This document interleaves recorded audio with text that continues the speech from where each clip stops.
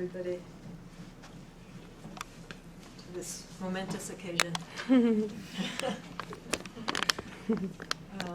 I'd like to just first introduce the committee, then introduce Mary Ann, say a few words about Mary Ann and her dissertation.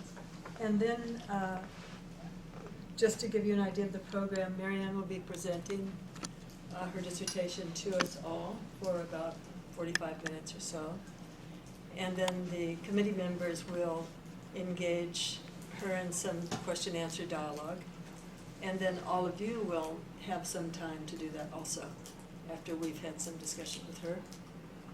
And then at some point, we'll step out of the room while you're having a conversation with her and evaluate her work, and then come back with the news. So, let me talk a little bit about the committee. Donnie Winsett is Mary Ann's external reader, and Donnie has had a lot of experience in this particular field. By the way, let me just start. Let me read you Mary Ann's dissertation title, so you know. Psychospiritual Trauma and Integration, a narrative study of the recovery process of second-generation adult cult survivors. That's the topic.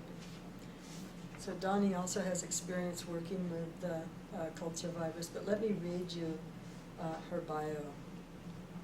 Donnie Winsett is a clinical associate professor at the University of Southern California School of Social Work. Dr. Winsett teaches various courses in practice, behavior, and mental health. Dr. Winsett has been working with cult-involved clients and their families for almost 20 years and gives lectures to students and professionals in this area. Her publications include The Psychobiology of Trauma and Child Maltreatment, Cultic Studies Review, Volume 5, Number 3, 2006, A Self-Psychological Approach to the Cult Phenomena in Journal of Social Work, 1992, and Cults and Families in Society, Volume 84, Number 4, 2003, which she co-authored with Dr. Stephen Kent. So she's really, in terms of the committee, she is the one who really has deep expertise in this field. So we're very happy and also grateful to her for all of the support that she's given the committee and, of course, Mary Ann in this undertaking.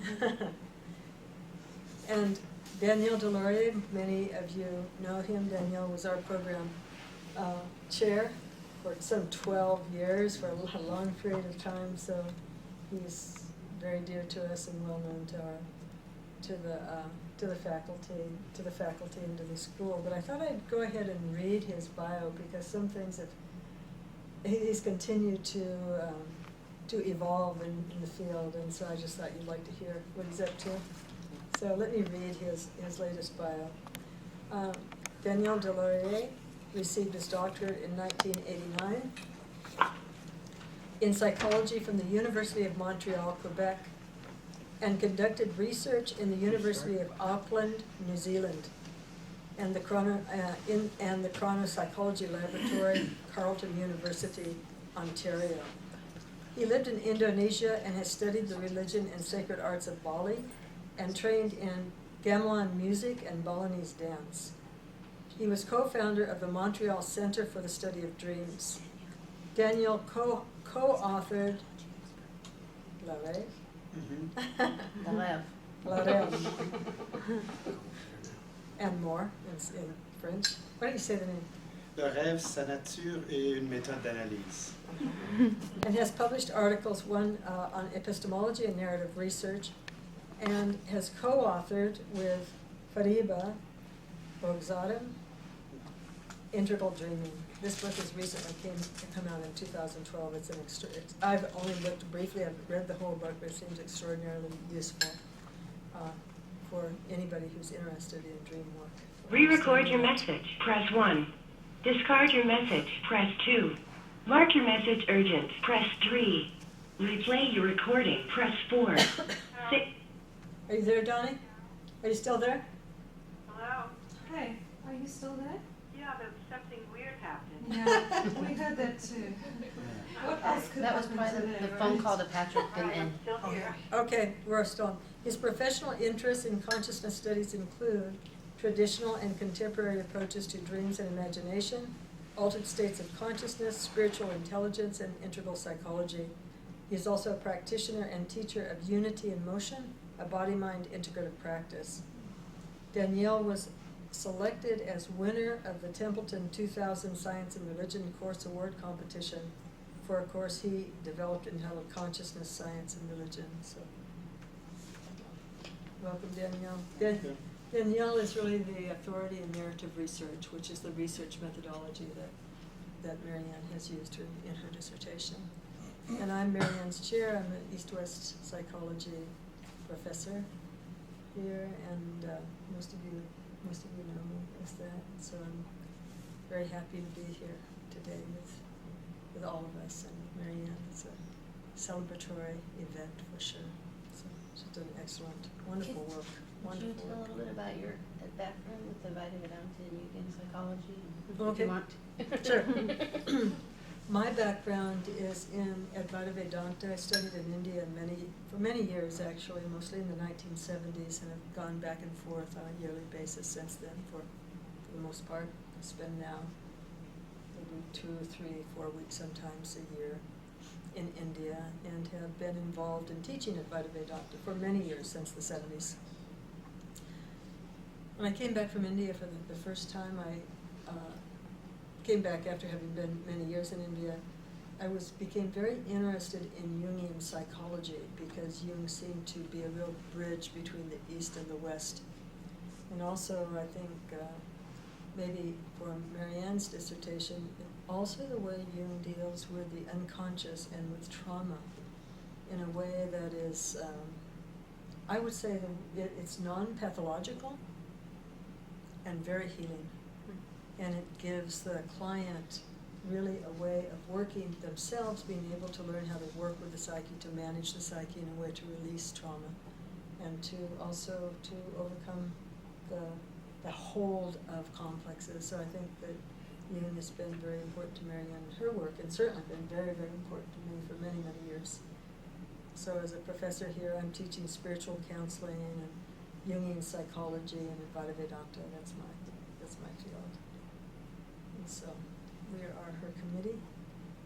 So with that, I would like to really welcome Marianne to her dissertation defense. I think this is this particular work that Marianne has been involved in is something that there's not very much research that really has been done in this field, where we're looking at once a person has left the cult, say they've been really born into a cult situation, and for whatever grace, for whatever reason, they're able to get out of that. What at that time is their relationship to spirituality? Is it a total rejection of spirituality? Is it neutral? Is it positive?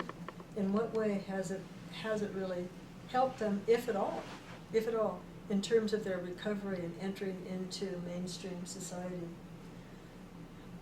In some of my discussions with Marianne, I think there's a couple of things about the dissertation that are going to be very useful. First of all, I think that when cult survivors read this, they'll find a community of people who have gone through very similar experiences and have grappled with their own spirituality. And this is narrative research will really allow them to almost go into dialogue with these people that are the subjects of her dissertation. And I think they will find themselves being kind of very held and contained by this work.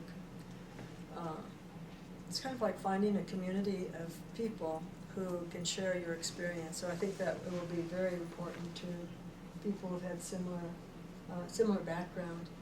But also very important is that for therapists and people who may find themselves working with people who are cult survivors, this will give such insight into what a person who's had that type of history really needs for on their path to recovery.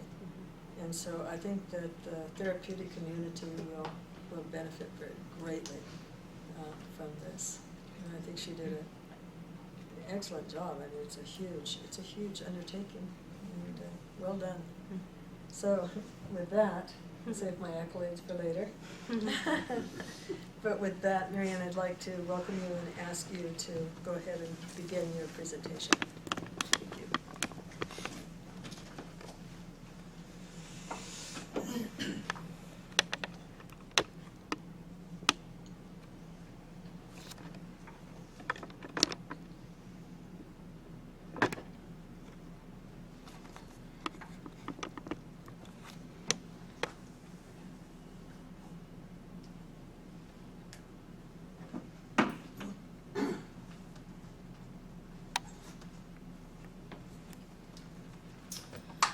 So just in case people are not familiar with cults, I wanted to start out going over some terms and kind of ideas and tactics that are used by cult leaders to control members and to affect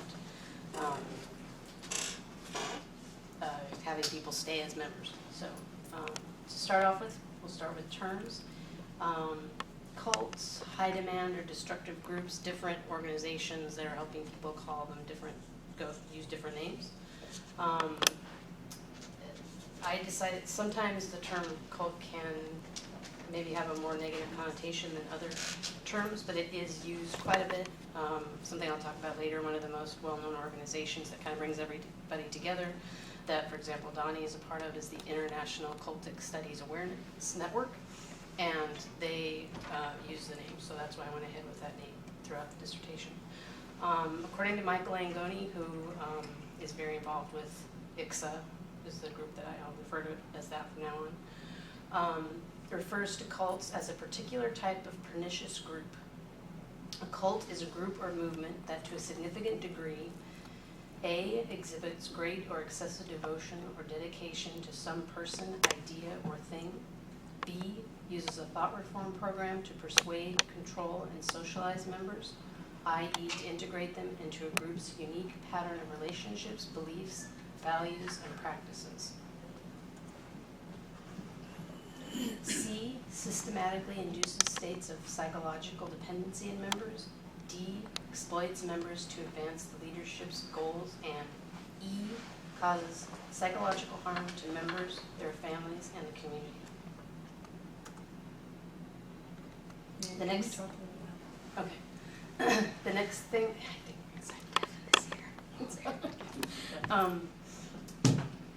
the next thing I want to speak about is a related field called new religious movements, or it can be related in some cases. The field of new religious movements is closely related and in some cases overlaps the field of cultic studies for some researchers. For this study, the field of new religious movements is treated as a separate field. Although it may be possible, it is beyond the scope of this study to determine whether some new religious movements are indeed cults, and I'm sure others are actually just new ideas of older spiritual traditions that are helpful for people. The next term I want to speak about is second generation adults. A second generation adult, or I'll probably, the rest of the presentation, just refer to as SGA, is a person who was born into or raised in a cult. The term SGA was originated by the Family International, formerly called the Children of God, to describe current or former members who were born and raised in that cult and who are now adults. And former members of that group basically reclaimed the word, and then the International Cultic Studies Awareness Association, ICSA, decided at one point that they felt that term was a better term than just born raised, so they started using that term quite a bit.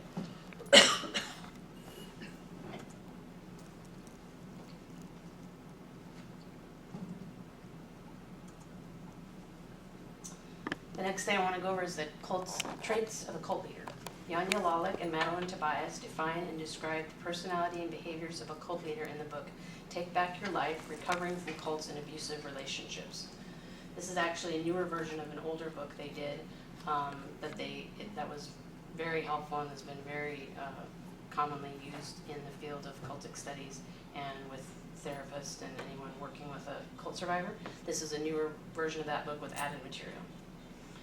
And back to the traits, a tendency toward hierarchy, a drive for power and wealth, hostility, hatred, and prejudice, superficial judgments of people and events, a one-sided scale of values favoring the one in power, the interpretation of kindness as weakness, a tendency to use people and see others as inferior, a sadistic, masochistic tendency, the incapacity to be ultimately satisfied, and paranoia. There's also, I didn't include it here, but in that book as well, there's a couple of, I can't remember if it's in one chapter, but several pages, on the possibility, and actually in some cases, cult leaders have been diagnosed as sociopaths, and other fairly serious psychological illnesses and things that could be pathologized or treated with medication. And one of the ideas is that they're acting out that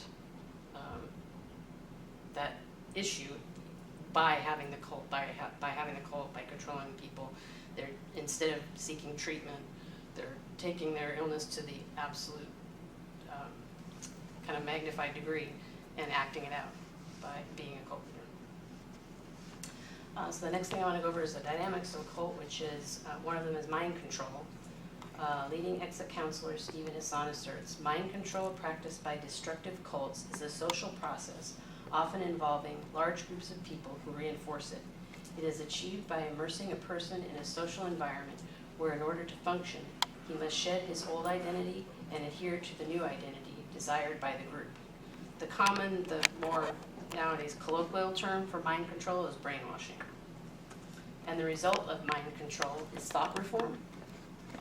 Dr. Robert J. Lipton analyzed the tactics used by the Chinese communists in the 1950s and 60s on prisoners of war. In chapter 22 of his book, Thought Reform and Psychology of Totalism, he outlines 8 criteria for ideological totalism.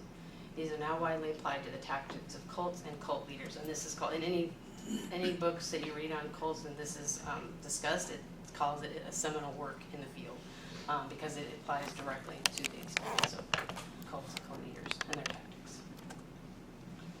The 8 are milieu control, which is like how many cults have a compound where you would live.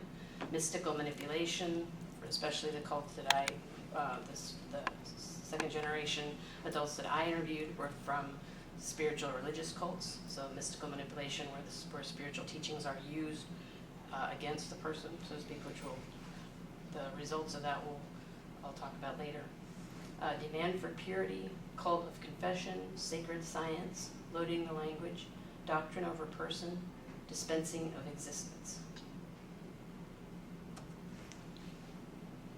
And so I conducted a study. I put out a call for participants, and I'll go over some of the different, how I found the people, and there were certain criteria. So the basics are that I came up with 8 study participants. I'd actually decided ahead of time I was going to pick 8, and luckily I was able to find 8. There were 5 women and 3 men. I've changed the names to protect their anonymity. The names I've given them are Lisa, Megan, Alex, Tom, George, Sally, Julie, and Sam. 4 of these had been in a fundamentalist religion.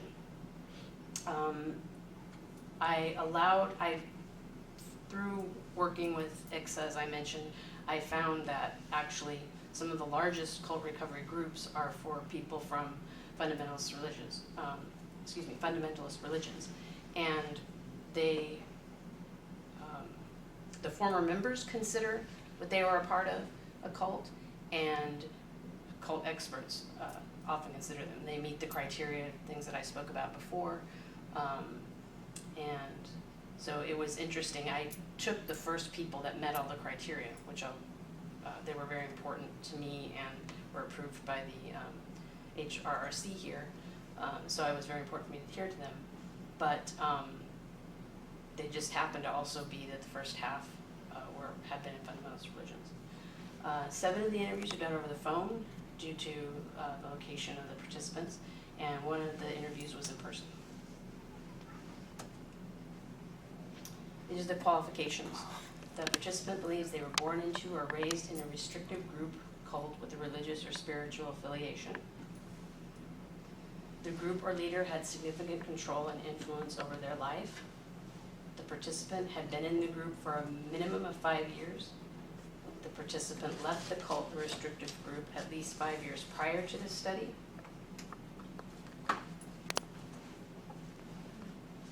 The participant has completed 2 years of therapy.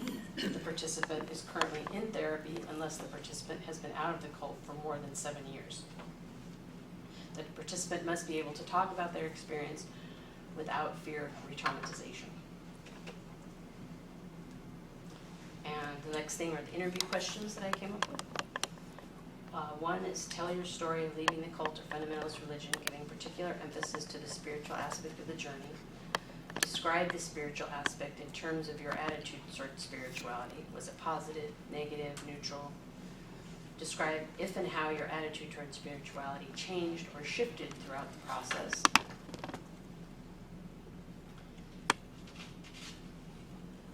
Describe how spirituality affected your healing process. Tell me how spirituality affected your integration or reintegration into mainstream society. In that particular case, there were some people that had some, maybe minimal, like maybe they went to school, to a school that had possibly many other members, and it was rather controlled school, they controlled the environment. So they had some small interaction with mainstream society. Did your integration or reintegration into mainstream society seem traumatic? And if so, how did spirituality play a role in this?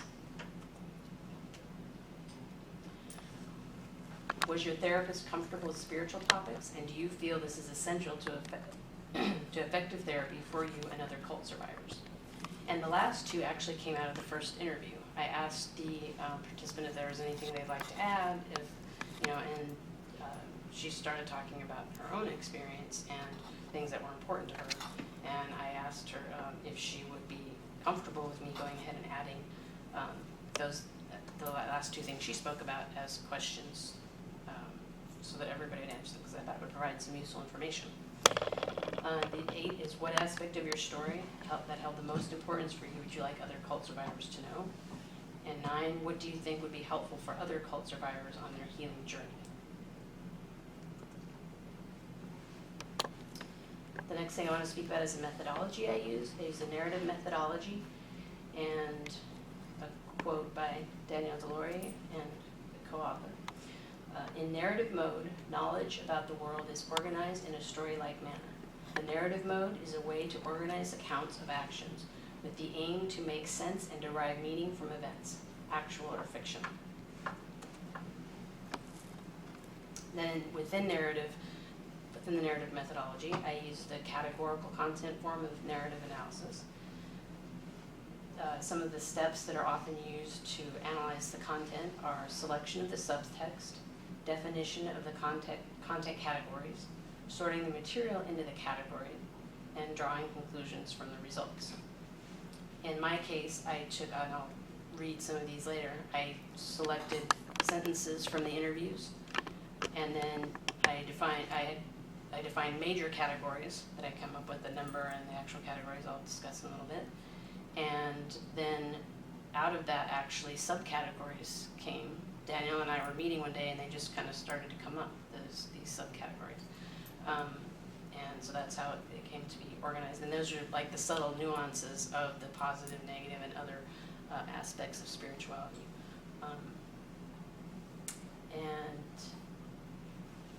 And then the conclusions is mostly in the discussion section, and how can this be applied in the field of cultic studies, how can it be applied in the field of psychology.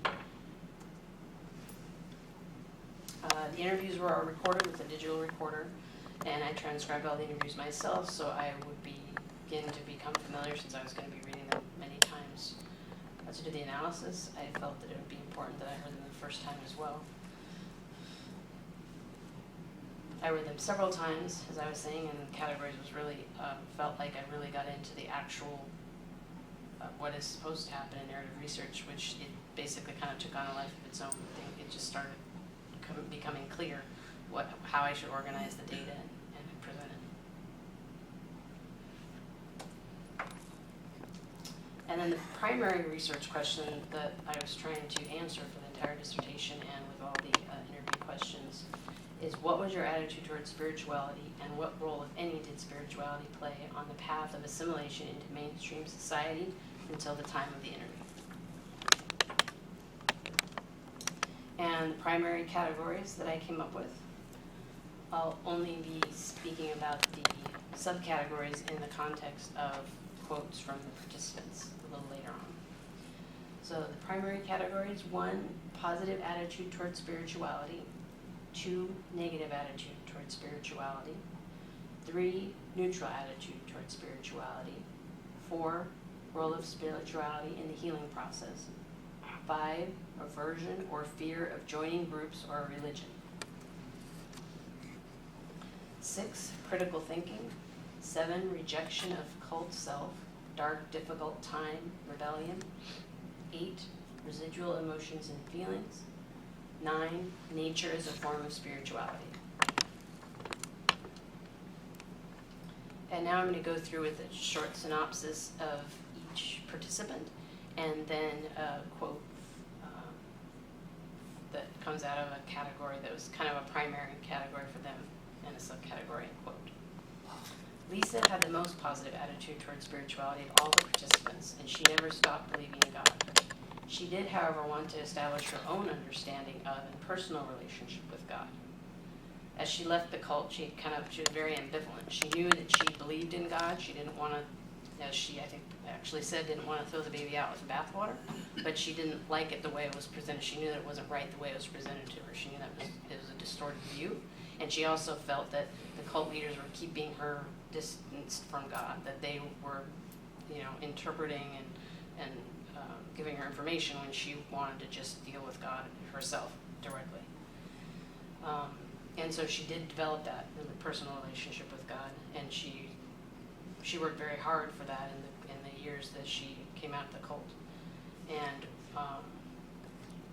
one thing she did is she purchased 5 different versions of the Bible and took different teachings, for example, about the Trinity, and read them in each Bible, and then kind of thought about them and decided what worked for her based on her own. She really sat with them for a long time based on her own thoughts. She tried to really separate out what she had heard previously from the cult leader and come to her own conclusions. So she now believes in some basic Christian concepts, but not all. And she used, during that process of reading the Bibles, and she used and developed her critical thinking.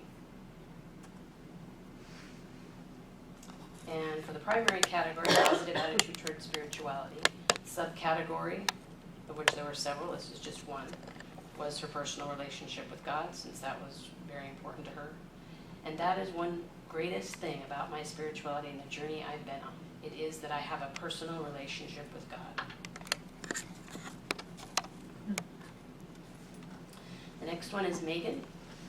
Megan spoke at length about a time when she lived her life exactly as she wanted to. This was a dark time or rebellious time in which she was sexually promiscuous and overindulged with alcohol. She described it as a difficult but also fun, as she was living life with no constraints. The category for her is rejection of cult self, dark, difficult time, rebellion. Subcategory, Armageddon justifies rebellious behavior. I actually can identify quite a bit with this one. Obviously, because I thought the world is coming to an end and I was going to die, so why not just be this stupid person? She laughs, and be promiscuous. So there can be, in some cases, a time. I actually wondered, I felt that a lot of people that I met, I myself had quite a strong rebellion, and I wondered if anybody else, if that was common. And I went to some cult recovery workshops, and I didn't meet a lot of people. They all seemed to be still quite spiritual and really hadn't gone kind of to the extremes. And so it was interesting and kind of nice to see that I was the only one that dealt with this, that this can be, and in further readings and research that I did myself, I see that other people also can just decide, they just want to break free and do everything as opposite as they possibly can from the cultic experience. The next one is Alex. Alex specifically wanted to be part of the study because she is currently on a journey of discovering her personal spirituality. Previously, she did not look within to examine how she felt about the topic or to determine her beliefs. It was more of a social activity that was of benefit to families.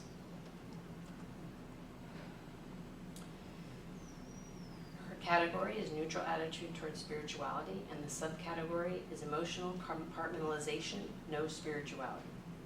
Very little emotional content to it because I've compartmentalized my life as a coping mechanism. And what she was referring to is she didn't know what else to do, so she joined a church, more regular church than the actual cult that she was a part of. She met a man there, they got married, and she had children. And during the time that she was raising her children, she didn't want to delve. She knew she wanted to do something about spirituality and understand it, but she didn't do anything about it at that time. That's what she's talking about, this compartmentalization, because she was afraid of what might happen with her emotionally, and she specifically said she didn't want her children to feel and think that they were growing up with a depressed mother and have that thought. So she basically put that on hold for the entire time that her children were young. The next one is Tom. Tom considers himself to be agnostic but spiritual. He seems to fluctuate between being neutral and positive towards spirituality, and undeniably feels a sense of spirituality in nature, scuba diving, and golfing, and when spending time with his children. This is one of my favorite quotes, and you'll see in a moment. Nature is a form of spirituality, spiritual unity in nature. That's when I'm at the bottom of the ocean and I'm swimming on a major reef with S. I can't say the S word, you may guess what it is. As my two other surfer friends here will know, we call them men in gray suits.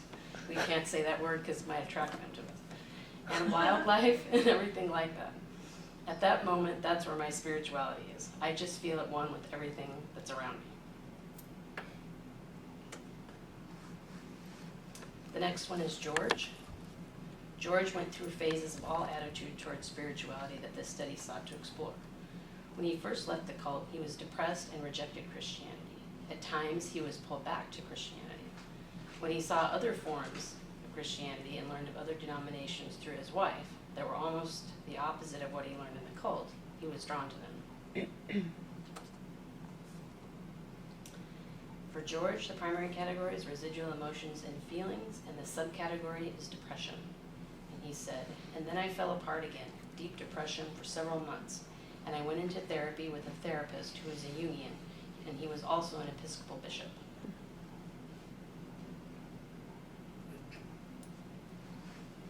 The next one is Sally.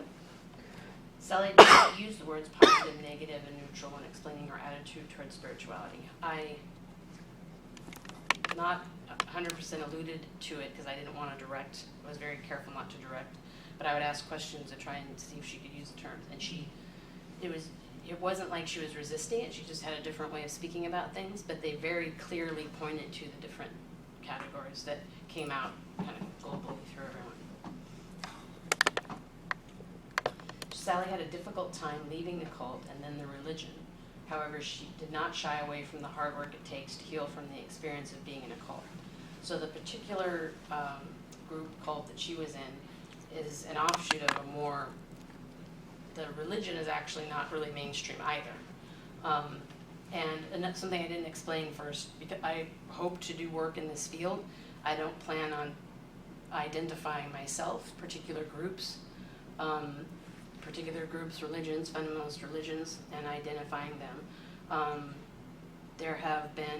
There's different organizations that you can have a very negative response publicly from doing that, and that's something my end goal is to help people with that experience, so I don't want to get involved in the politics of naming groups and that part of things. So I didn't name them in my dissertation, and a few times I wanted to say something about them here just because it's interesting, but I'm being careful not to name the groups, cults.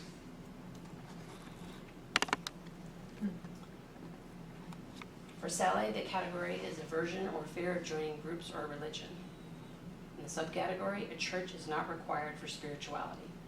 I don't have to go into any specific building, any specific religion for God to recognize me. The next one is Julie. Julie's attitude towards spirituality has varied from the time of leaving the cult to the current time, but it has never been positive. She is open to the idea of being positive about spirituality if she finds something that resonates for her. Julie has not found anything spiritual that works for her at this time, however. She was one of the younger participants. She was, I believe, in her late 20s. And she had no interest in spirituality. She was at a time when was trying to get some education. She had missed out on school. She had finally finished high school by a home study program toward the end of the time that she was leaving the cult, and she wanted to get, she didn't feel she had a career and a job that she liked in that aspect of her life, and she really wanted to focus on that, and that was most important in her recovery process at that time. She said if something by chance came along and she felt drawn to it, that she would absolutely, follow it. She didn't have anything, she wasn't going to just, if she was interested or something resonated with her, she wasn't going to just go the other way just because of the experience. But so far, it wasn't a priority, and it wasn't something that had popped out at her. She did at a time she did yoga, and she enjoyed the meditation part of that, and especially she kind of joked about the end part where you rest and do the shavasana. She said she really enjoyed that. Like after doing all the exercise, she said her mind was the quietest that it had. And when I asked her, did it remind you, did you have a problem with it, or was it negative in any way? Did it remind you of, since you're not interested in spiritual topics, did it have any negative effect from your prior experience?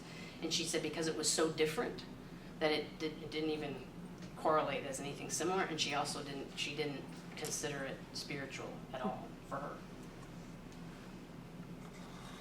So her category is negative attitude towards spirituality. The subcategory, spirituality does not provide answers. I don't pray or look to God for answers. I don't think there are answers. And the last participant is Sam. Sam has dealt with anger and depression, so he worked with a cult survivor specialist and has gone to therapy for several years. He has always considered himself to be an intellectual. Sam thinks that this is why he was able to leave the cult and to start thinking for himself. For a number of years, he went through cycles of fully rejecting spirituality and then embracing it. For Sam, the primary category is critical thinking, and the subcategory, critical thinking accelerates recovery. If you really, really, really pursue truth honestly, then the right things will happen. That doesn't mean that truth is relative. It's more of a stance, an unrelenting stance I've found somehow. So he was not advocating that anybody should find the truth in some other religion or anything particularly. Just that anything that you think that you believe in that might be like that, your set of some kind of morals or philosophies, that you just study it and study it and study it to know that that absolutely is what works for you. Not taking things at face value, because he felt that that could very easily kind of be a slippery slope back into the mind control and that type of attitude in a cult. And he advocated that for cult survivors, just to study, think. And I really liked his that unrelenting stance.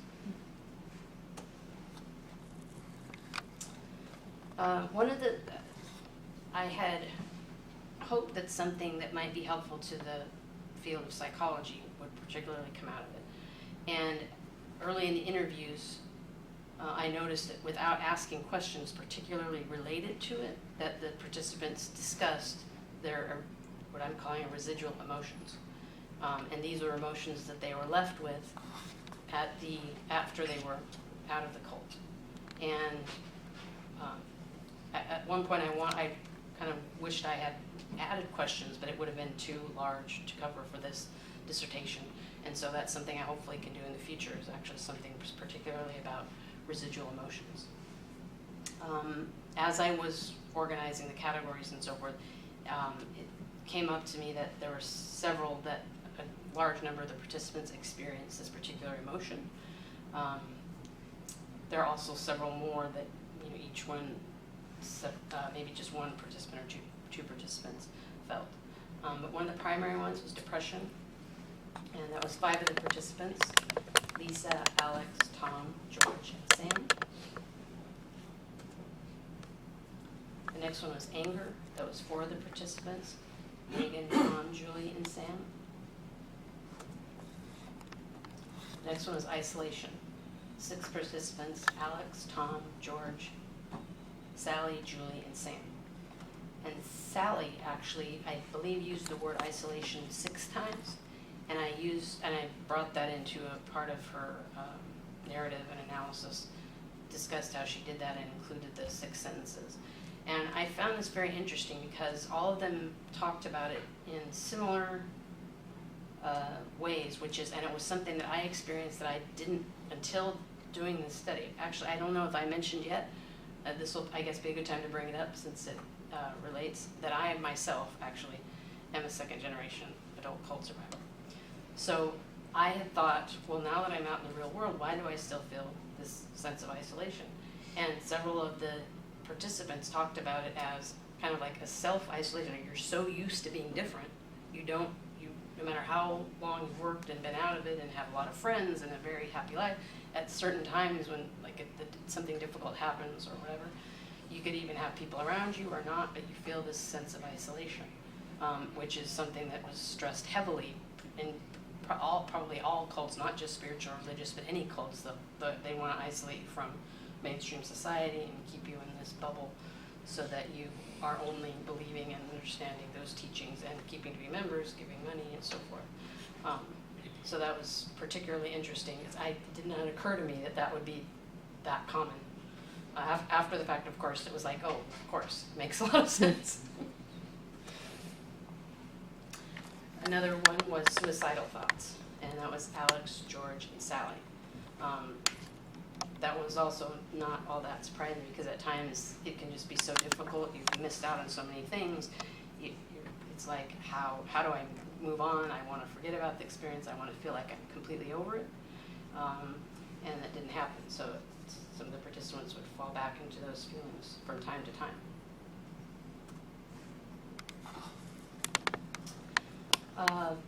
For the final thoughts on this, I thought the study adds to both fields of cultic studies and psychology. There is very little academic work in the area of spirituality and cults. So this adds to the field.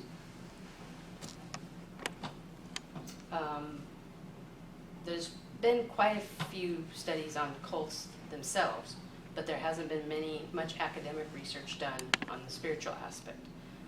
It seems that when I've talked about it in some cult recovery workshops or asked people, it seems like a topic that people are maybe a little bit concerned or uncomfortable with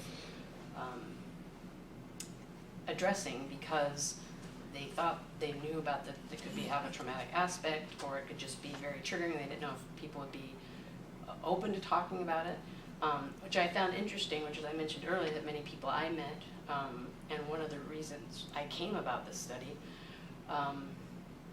was that I felt a lot of people that I was meeting that had been in cults were still quite spiritual and religious, kind of like they were just a degree removed. Mm. And I was surprised by that, which was kind of the whole impetus of this study. So possibly that's a reason, but for whatever the reasons are, there hasn't been much academic research done specifically on the spiritual aspect of cult survivors. Several larger studies can be completed using some of the data points from my study. For example, the residual emotions that I mentioned earlier, doing that with a much larger sample, like 100 people with like a questionnaire based, different type of research study. One on the types of therapy. In the one part of my dissertation, there's a section on different therapeutic approaches, and I mostly just presented what the participants spoke about, since there were no questions relating to that, and it was, relatively, for something like saying what therapeutic approach is going to help cult survivors or 2nd generation as opposed to adults that joined. or the type of cult, since there's other types besides spiritual or religious. Obviously, there's no generalities that can be made in mine, but I think that would be very interesting to see. I haven't seen anything on that yet. Particularly, there are some therapists and who've written articles make kind of possibilities of what could help, but I don't believe I've read yet a study that specifically tried to get as large a group of cult survivors or participants in a study to see what exactly therapeutic approach would work or is most helpful based on many different factors. So I think that would be extremely interesting to see. That's something that actually I hope to do, or hope to find someone to that would be interested in that. I either hope to do some of this research, further research myself, or to kind of push, help it to go further in some direction. And then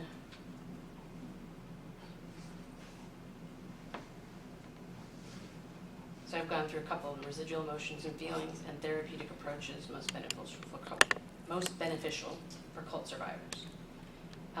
The one I didn't mention yet is the importance of the comfort level of spirituality of those counseling cult survivors. So that was a question that came up and I asked the participants if they felt it was important that their therapist was comfortable with spiritual topics. At a certain point in time, maybe you can add in how long ago, but it wasn't really kind of the thing to do to include that topic in therapy sessions. Kind of like you didn't talk about politics and religion and stuff in social circles. And more recently, in years, and especially, for example, the programs at CIIS, they would train therapists in how to approach that topic without pushing the client in any direction with regards to their approach, but just helping them discover it. And for example, in the case of cult survivors, it may be that they don't want to have any kind of new spirituality or religion or anything, but they need to look at it as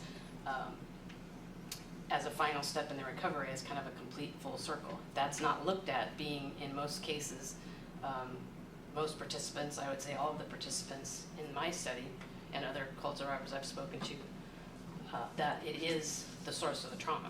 Spiritual topics, that is, so everything was done in the name of God or in the name of Jesus, or and you follow all these things, and it's all enforced by in a lot of cases violence, and even if it's just verbal or physical, it's not a very positive experience. So it truly is the source of the trauma.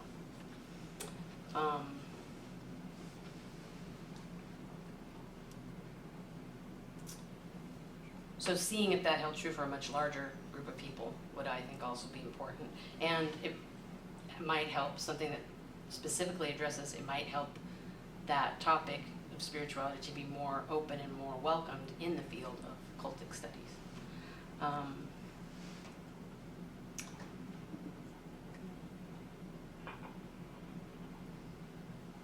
So I guess I'll go into a little bit of my personal story with the topic. So I myself, as I mentioned, am a second-generation cult survivor. I was about 5 years old when my parents joined a group. The headquarters of the group were in Brazil, so my next oldest brother was sent to Brazil, basically given over to this group when he was 15. I'm bummed that I was so late, because that's why I wanted him on call. He's probably been my biggest inspiration to keep going with this. Anyway, so I lived with this until the time I was about I left in kind of different stages between the ages of 21 to 23.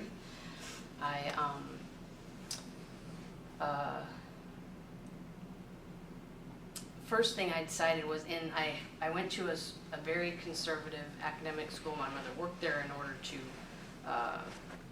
make sure that everything I was taught, wouldn't, and there was no spiritual or religious content, it was all just academic. I went there only until 7th grade, so they decided as I got older that I might still get some kind of outside influences. At the school there was a boy who was Jewish, and the cult that I was in was based in Catholicism, so very old, like original times of Charlemagne type Catholicism, so very bizarre. But this boy his family was devoutly Jewish, followed the traditions. He was the smartest in school, and so I think this was when I was older. I just remembered back on this and said to my parents, I said, I don't believe that, they constantly, one of the things I think, not just cults, but other religions will say that if you don't believe in God, that you're going to hell.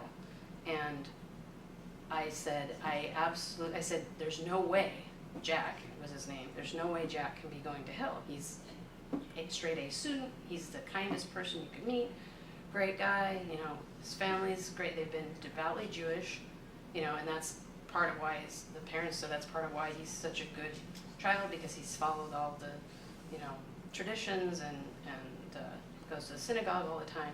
And I said, I absolutely can't believe that he could be going to hell. And they said, well, he is. And, I don't know what to tell you. And that just did not make, I have no idea how, but there is some kernel in me that I was not completely brainwashed. And I just said that I can't buy that. So I said, I don't want to be a part of the cult, and I don't want to be part of Catholicism or anything. And that's what started me trying to figure out a plan to leave. Another aspect that's kind of interesting that is, I wouldn't normally bring it up just for no reason, but it's very profound for me. Something I knew about myself from as a teenager. I didn't know what it was because I was so brainwashed, but I knew that I was gay, and that is what pushed me out of all of it completely, that I knew I wanted to live as that. I felt that since I came to it on my own, even through being completely brainwashed and under mind control, that it must be a truth for me, and I wanted to go with it. It was the only thing actually I knew was the truth. So I found a way to get myself out. I actually kind of had a little escape plan. I babysat for a member of the cult's sister, who the family wasn't, they kind of thought it was like cults, but they were strongly Catholic, so they were okay, and they didn't talk about to anybody that they felt like they acted kind of like they supported it. So I got to babysit. I saved all my money for babysitting and bought a VW Bug, and then the husband taught me how to drive the car. And then I got a job, and so got my way out. And the interesting thing, kind of in an odd way, the gay thing being positive in my case, is that it pushed me all the way out. Like that's why I feel like when I talk to people that are only a few degrees away, still very religious, haven't necessarily, and I don't, however people live their lives and however whatever works for them, I have no issue, but most people didn't seem all that happy, or like they felt like they didn't know what else to do. So they were a part of, for example, if there was like, I'm going to say something just as an example, but it doesn't mean I necessarily think this, because like I said, I didn't want to name names. Say you might have like the Mormon religion, and then you might have a polygamy cult, and they might go from the polygamy cult to the Mormon religion, but they still didn't seem happy with that, but they didn't know what else to do. So in my case, I feel like I might have gotten to a greater level of healing by being pushed all the way out, and then able to look at this.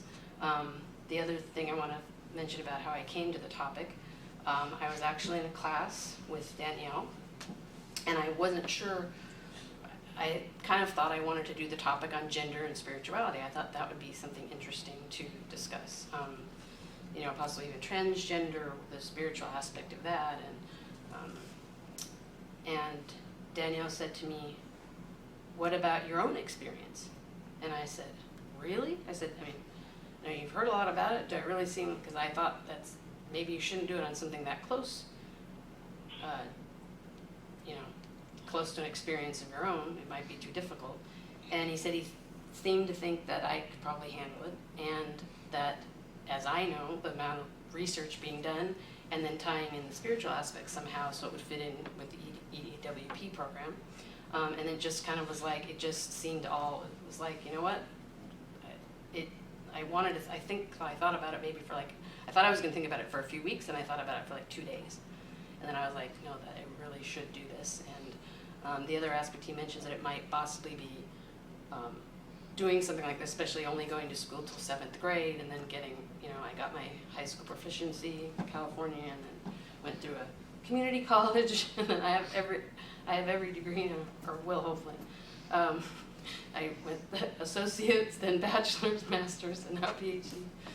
That's what happens when you take someone out of school when they're 13. They're going to go get everything else. Oh, damn. So, I think I had another point there, but I guess I'll just end with that. Thank you.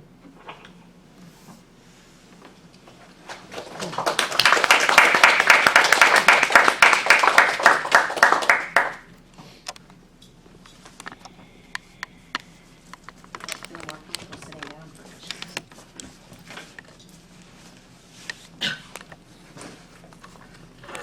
Donnie, I'm wondering if you would like to go first to engage Marianne in some dialogue, some questions you might have for her about her work, or just to engage in conversation. That would be wonderful.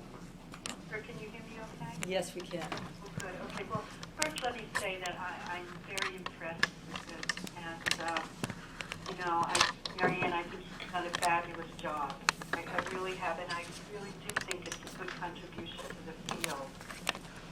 Because Marianne is very correct that there isn't very much written on the spiritual aspect. So, this is a great open door. So, Marianne, let me ask you, what would you say is the primary value of your dissertation? If there were 2 main points that you want us all to take away from this today, what would they be? The first one would be that it's most likely, and of course because I don't make any statements, being a cult survivor myself, that are absolute, but I feel that in most cases, if someone was in a spiritual or religious cult, if they will not have as complete a healing as they could have if they do not at least look at in some way the spiritual aspect of that experience. And the second,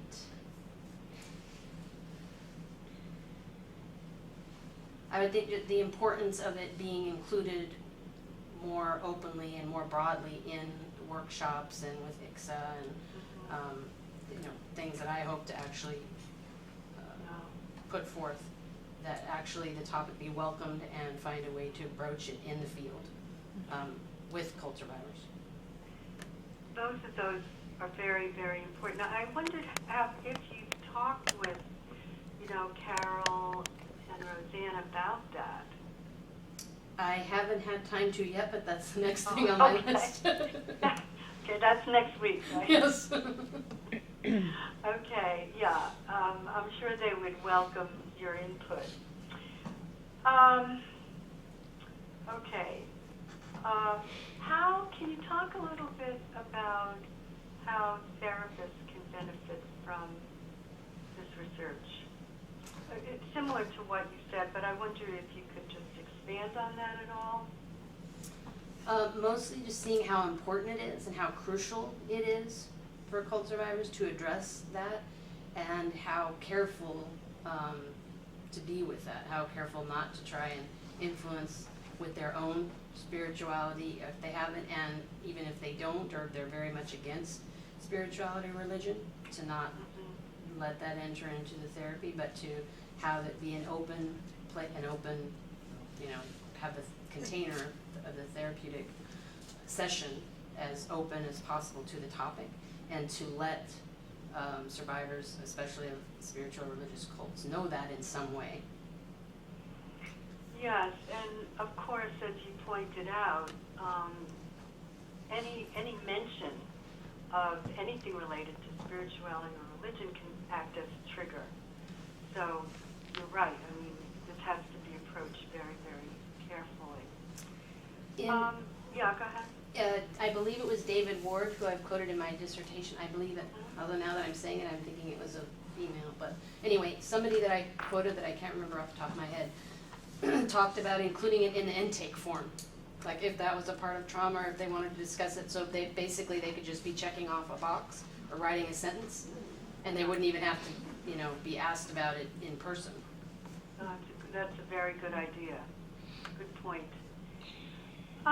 So, what would you say then was the role of spirituality or religion in the healing journey of your participants?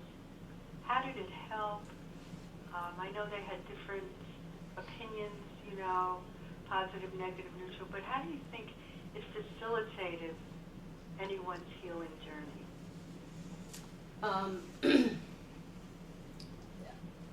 They were all interested and ready to talk about the topic, because they wanted to talk about how it either helped or didn't help. And it was very different for each person. And they actually said that the interview process was actually a part of that, not only having gone through it, but then being able to tell someone about it. And if you want me to elaborate on some of the different ways that the different participants experienced it. Sure. So because as a therapist, I think it would be helpful for me, and I don't know who else is in the audience, but to know how that could really facilitate the healing. For example, the first one that I mentioned about, that I talked about, where she took the 5 different Bibles, for her, and being the most positive, she absolutely didn't want to give up on, but she just felt that she didn't need all these other intermediaries, and she just had to develop that personal relationship, and that's what she sought to do. And she said that her therapists were comfortable, although most of the work she did on her own, but she wanted to feel that she could come in and say, for example, the Trinity, I discovered about that teaching, what works for me. She wanted to feel free to if some exciting development on that. That for her is very important.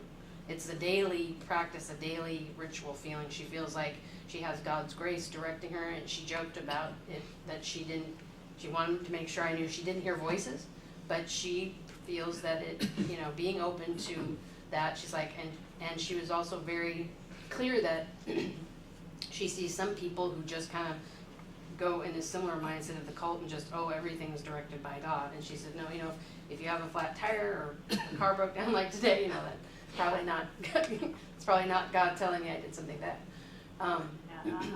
So she just feels that it's a constant and positive presence in her life. For Sam, who is quite negative at times, he was one that he'd vacillate. Even when he talked about it, you could tell with his voice the vacillation. He would have a different tone of voice when he was talking about him feeling negative, and to this day, I think he still vacillates, and he'll just go right into something, like he dove right into Buddhism for a while. And then he pulled back, he's like, no, he didn't necessarily have a negative attitude about Buddhism, but he's like, no, I just don't want to do anything spiritual right now. I'm going to go do something else, or I'm going to, just not have anything to do with that.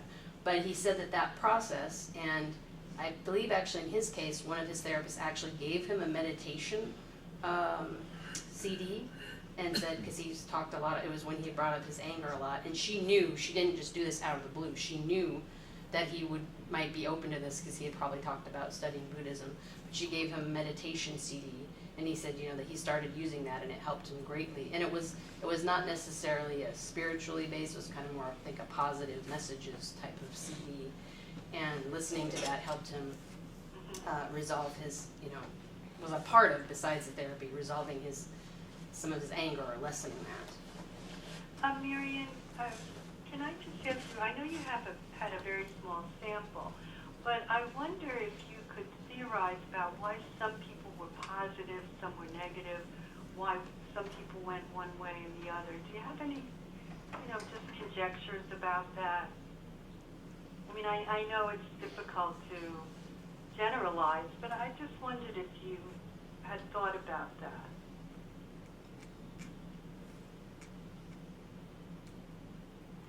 and what I would say could be completely different to a larger sample. So this is really in the context of this sample, which is that most of the people still had an interest.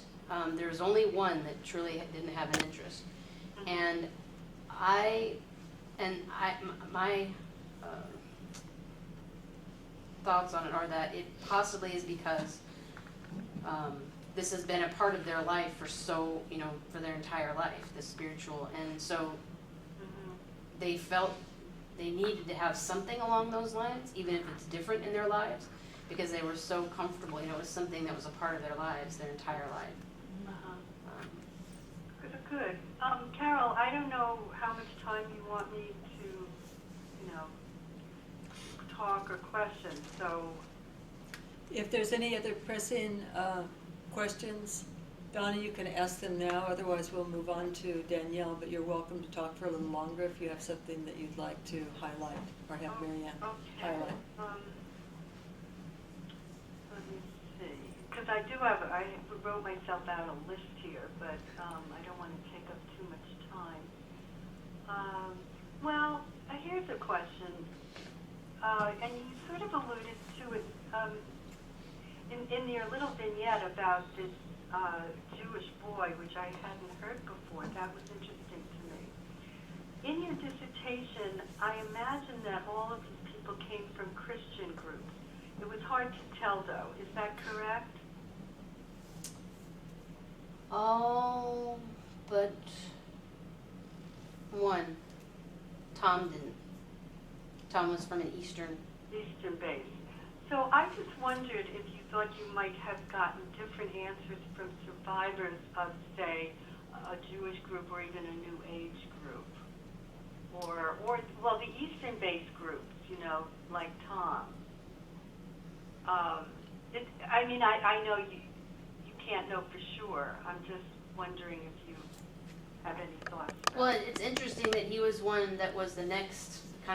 He was at times quite negative, and to this day didn't take anything on except feeling spirituality in nature. So it is possible. In fact, that may be something I'd like to add about further research to broadening the groups or the types.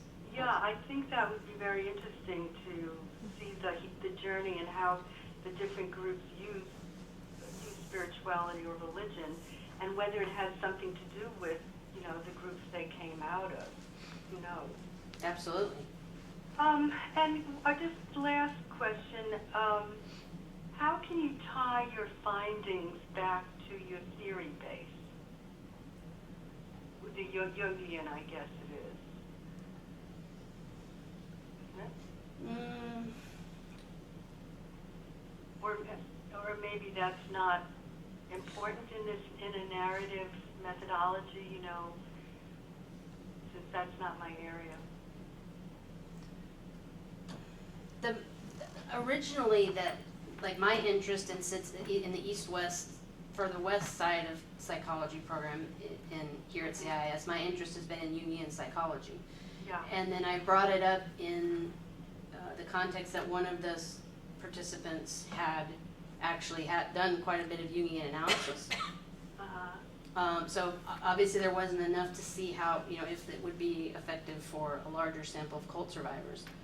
It is more about an influence on me, and then the context of the one participant that had.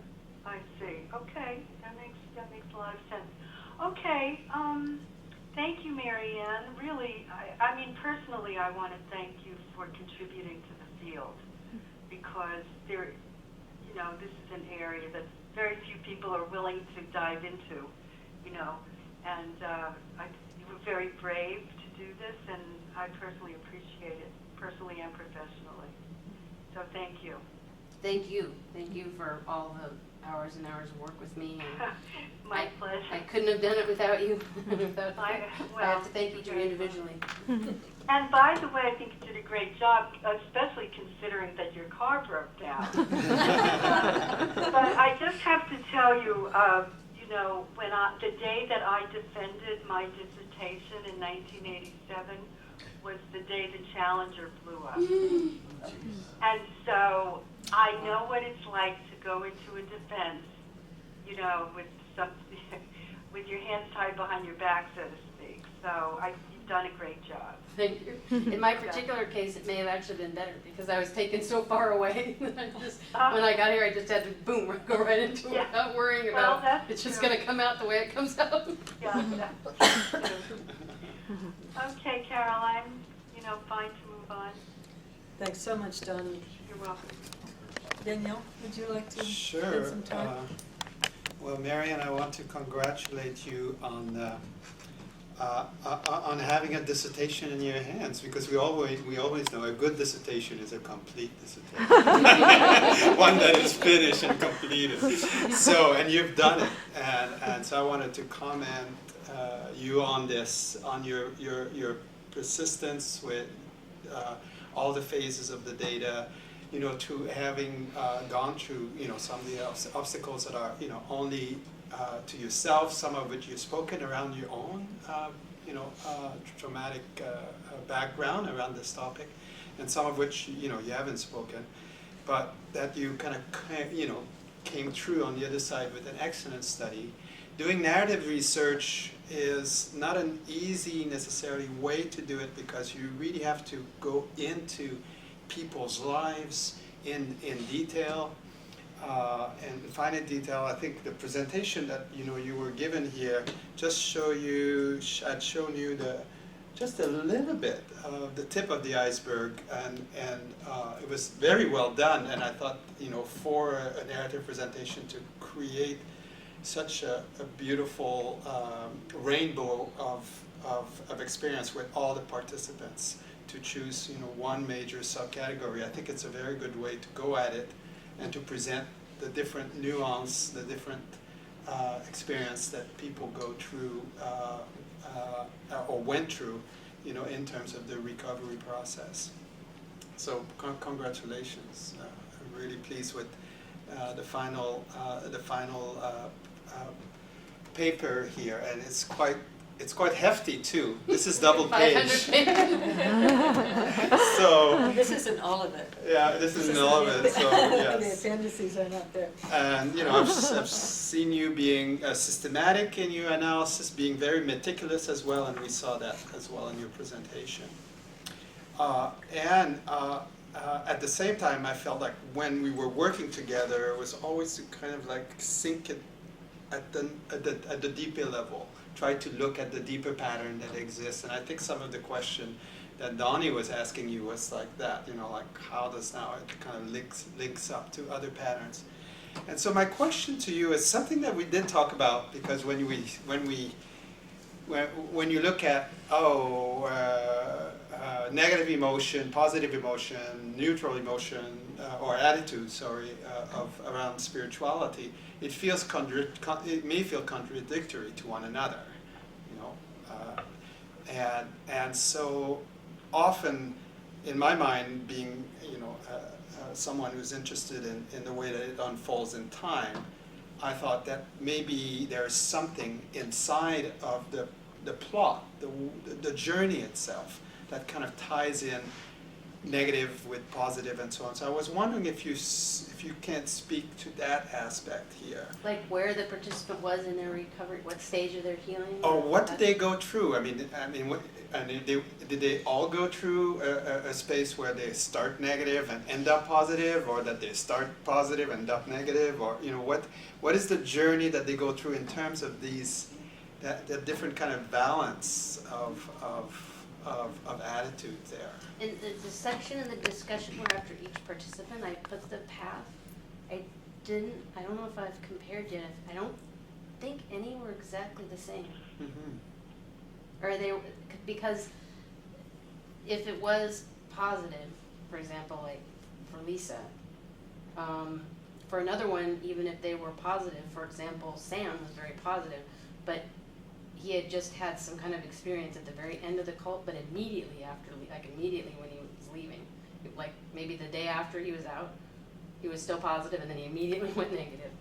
So that's actually a pretty large nuance.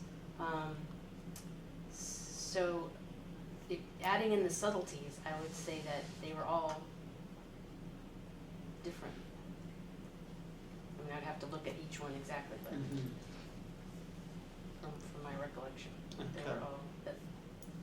And that's something actually I also think in further research with the bigger study would be very interesting to see, to have people kind of write, go back to think about the time they left the cult, or add, some questions in the questionnaire, go back to the time they left the cult, and then to the current time, and then, maybe have them identify the stages or predefined stages, and see, how they felt. And then to see if there is more of a pattern. in there. So for you, you really in this way didn't see like overall pattern in terms of beginning negative and ending it with positive. That it could be that someone had a negative attitude pretty much all throughout, or were agnostic, maybe pretty much neutral all throughout. But that they had enough interest in spirituality that they would want to talk to you about it. So I was actually surprised that the one participant that really couldn't speak about anything other than the yoga, or, that would have, and again, she even said, she was very clear that, I specifically asked her, did you think about that as being spiritual, or, if there's anything negative? And even though it was interesting that she was willing to talk about it, and I was actually glad, because I wanted to include all aspects. I didn't want all positive or all. So I don't feel that I did see a theme in this particular with just the 8. They all seem quite different. Follow up on this, and I think this is where the traumatic dimension here kind of fall into place. If one thinks that spirituality is sort of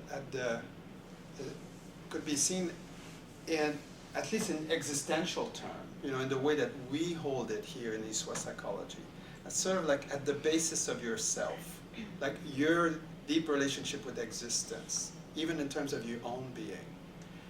And so like imagine that this is being traumatized, meaning like even asking those kind of questions might be quote unquote, you use the word trigger, Donnie, and I was going to maybe add a question around that. But that's the nature of the trauma. Right. So it's kind of like a trauma that can have like repercussion a long time inside your life. Each time you ask, or each time you kind of hit that existential layer around illness, around death of other people and whatnot, it's when you ask about the meaning of life for yourself or for others. And here the point being that people have to kind of like recover kind of some kind of capacity to hold their own way of asking meaningful question about themselves outside the religion that they were in. So they have to kind of like recover something. Mm-hmm. So I wonder if you can speak to that, kind of to the healing from that kind of trauma, deep trauma here. I know you spoke to the whole dissertation about it, but I wonder if you say theorize a little bit more around that particular aspect of the research. About how the healing occurred, or about In relationship to one's own self, like if spirituality is anchored there, first and foremost. Well, I mean, the first thing that pops into my head, which I don't know if it's where you're going, but I think I'd use it as a jumping off point. One thing that the requirements were quite specific. I feel like before a person can even get to looking at this, that they have to have they have to have recovered some parts. Like they have to have learned somewhat how to live in mainstream society, have being able to support be able to support themselves by a decent job. Like before you can even delve into this topic. Mm-hmm.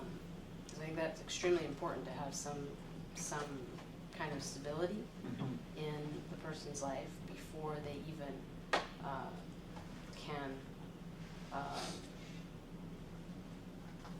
get to the depth of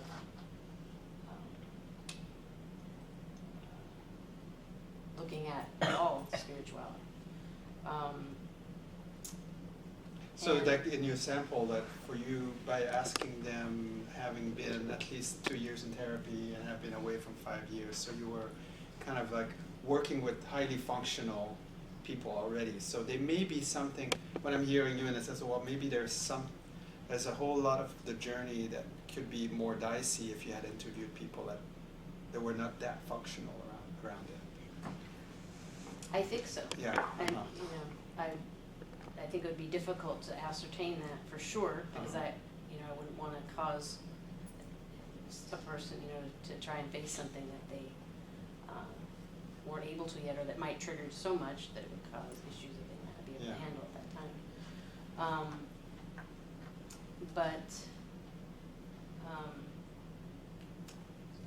I think it ties into things like the critical thinking, like, being in touch with yourself and being able to look at that, maybe hopefully guided by a therapist and personally, that it's a combination. You're giving a critical, like it really is truly internal. You go inside and just, how do I actually feel about these things, and try to peel away the layers of the cult voice and literally, might hear that the voice of the leader. In my own case, when 9/11 happened, I was like, they're all right. That's it. I thought tomorrow, the next day was in the Trans-America building. The day after that, Armageddon is as a rock. Yeah. This is there. So that was 2001 was the year. They got it off every few years. It was another 5 years, another 6 years. Okay, it was 2001. I immediately went there. I at that time I didn't even realize that I was still that affected by. That's so interesting to come. So. Well, this is great. And I wanted to maybe tie it into one of the questions that Donnie asked you. So probably that if you were to think of a therapist doing something that may not be a spiritual intervention, could be an intervention that deals with critical thinking. So, that's a pointer that you can actually point to therapists out of your finding. Mm-hmm. So if, many of your participants said, well, I had to build this up. I had to build my critical thinking muscle in order to kind of like weave back a carpet under which I could now walk existentially, Mm-hmm. sort of like. And I think that's a good one to think through, even to highlight even more. So Yeah. so anyway, my last question to you is, well, what happened when spirituality is a trigger? To use the word here, we didn't open it. It felt like this was something you knew between you. But what if spirituality is a trigger? What happened then? Is a trigger for what? And then, what happened in therapy when something is triggered?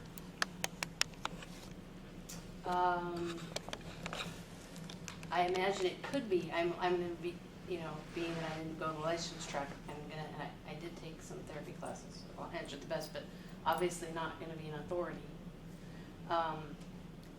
Obviously, I would think you would,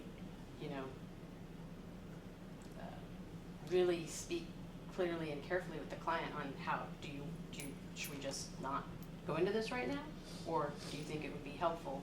But really put it on the client to direct how to go. Mm-hmm. Do you want me to just help you to recover from how this experience made you feel? I can see that it's really disturbed you.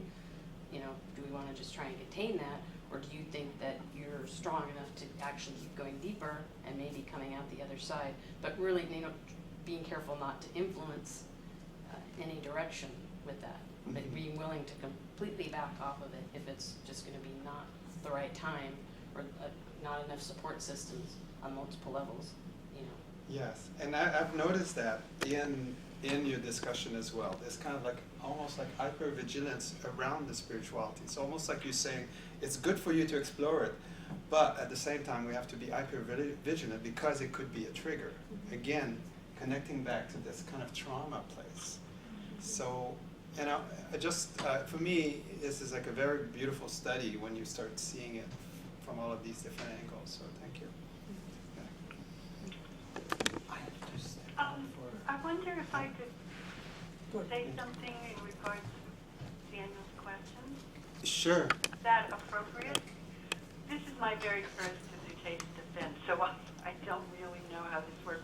But, Marianne, the idea of just the questions alone could trigger people. And also, Marianne's criteria for inclusion was, as you said, at least 5 years out and having been in therapy also. So I think that gave some protection.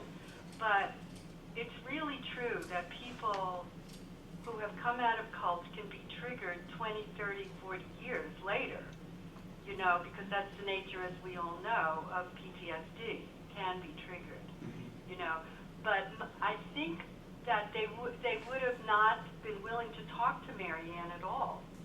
People volunteered, so I think people self-selected themselves out. That's right. Yeah. That's nice. So that, which they should protect themselves. So I just wanted to add that from, my own experience. Yeah, the volunteering kind of has already kind of maybe the booby trap of the trigger out. And this Yeah. is a research situation and not a therapy situation, and so on. So Yeah. yes. That's Yeah. that's how I chose them. They met the criteria and were the most enthusiastic. Like, I want to be a part of this. Yeah. So I thought I'd just add that.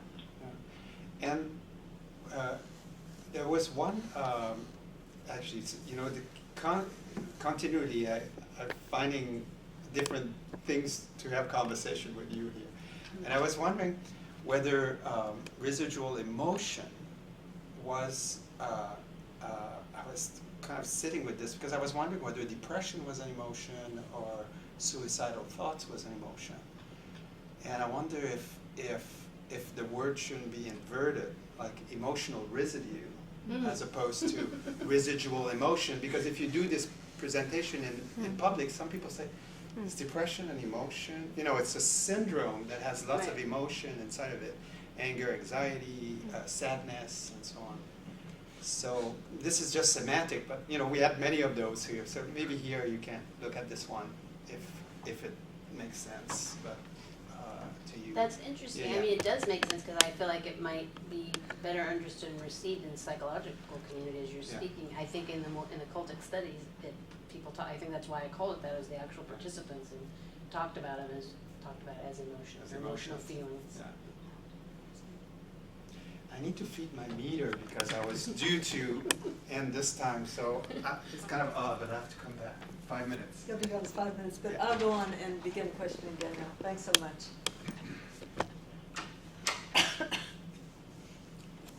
I think I would really enjoy getting more into kind of the personal realm of what this was for you, because I know probably for all of us in our own experience, when you're writing something or involved in such a deep research in an area that is meaningful to you personally, which this of course would be, that you yourself will discover in yourself and perhaps in the subjects too, the clients that you were working with, underlying commonalities, something that you find in all of them that is the same, that resonates with you.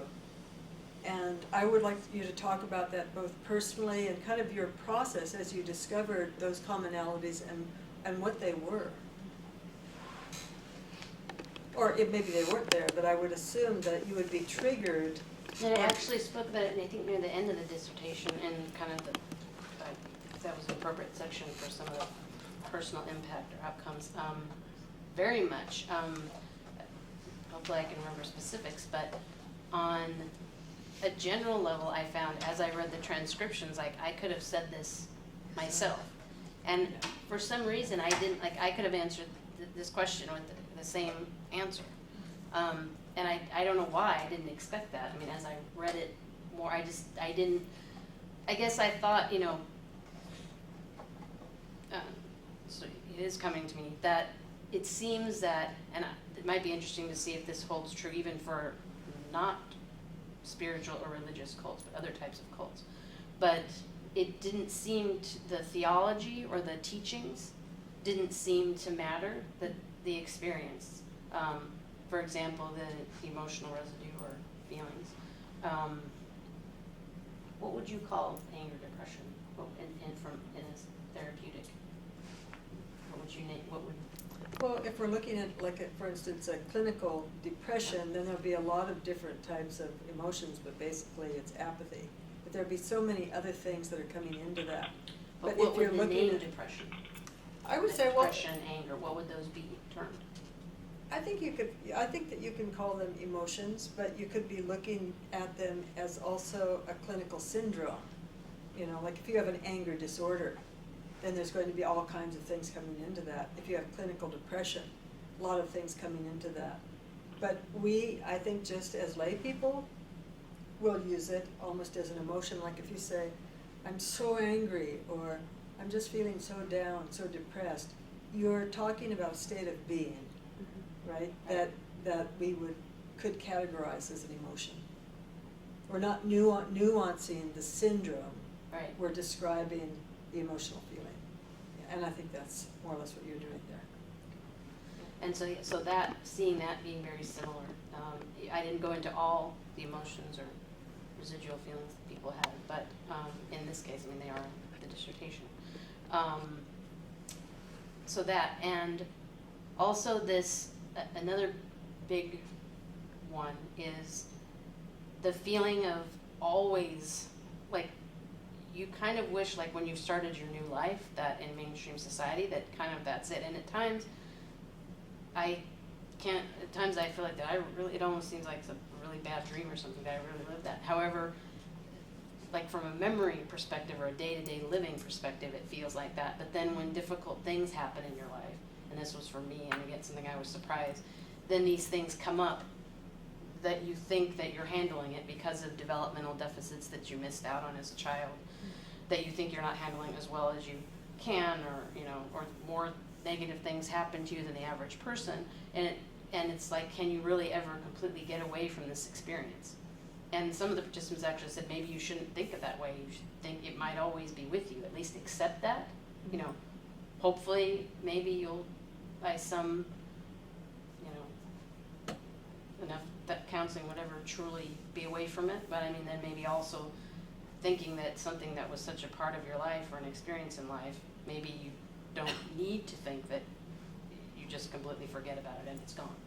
I mean, maybe it can be helpful to acknowledge its presence so that when you deal with things that you can see the way you dealt with it or a better way to deal with it the next time, something like that. But that was pretty much, I think everyone mentioned that at some point, if the experience was always going to be with them or always in a negative way, were they ever going to kind of get over it?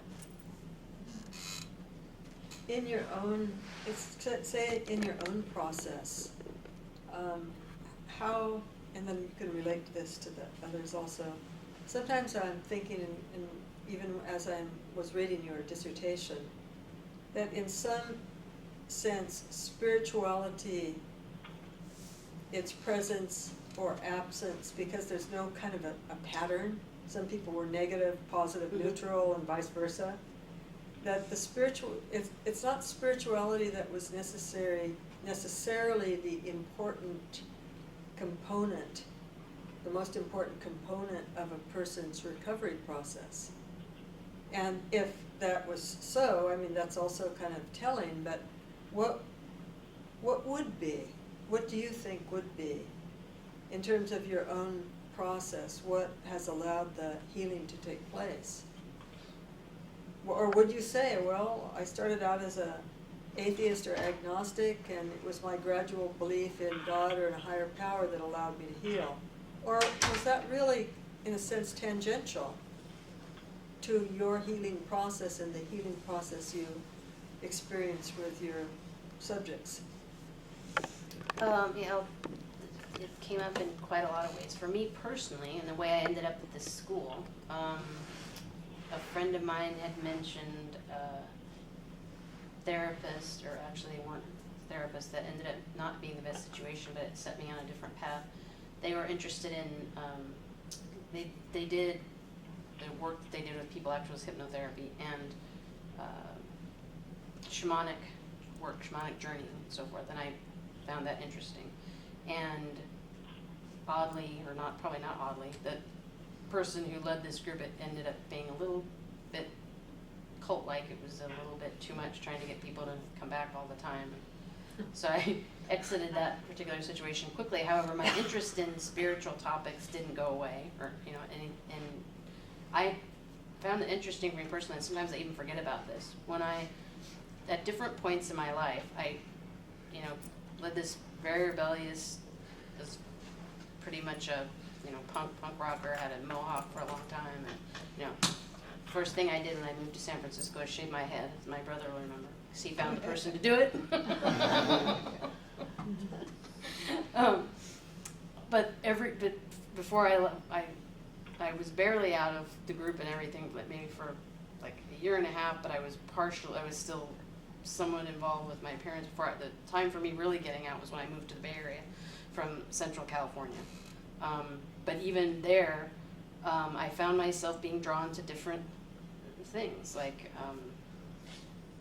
some person that I knew invited me to this. It was at the MCC church, which is a gay Christian church basically. But at this particular one where I grew up, 1 week was like on shamanism, 1 week the person was pagan, and I was just like, I found these really fascinating to be interested in them. And then somebody I met with when I was doing the shamanic journeying work knew about CIS, and I started reading about it. And for me personally, learning about things that were so different and that were, from an academic perspective, and that I could just read and take what I want. No one was pushing me to believe one way, or seeing that there were other belief systems out there that didn't seem as negative. Seeing, for me particularly, Buddhism has held the most interest. And the way I definitely am an agnostic. I would never say that anything is the absolute truth, or I have no way of knowing it. But if something, maybe something pops into my mind, I'm really scared about dying at some point.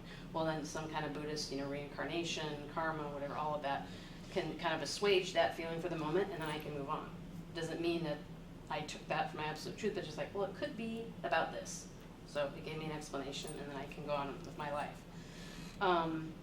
And with regard to the participants, a few of them had a similar experience. Were either studying Christianity with Lisa or studying many. I think Megan studied a few different topics. Megan wasn't negative per se, because she still goes to church and everything, but she doesn't consider herself, she considers herself, I think, to be spiritual, but not at all religious. She goes to church more to meet up with her friends and hang out, and but she did study several different traditions and was open to that at some point, and then just decided that she's kind of like a secular Christian in a way.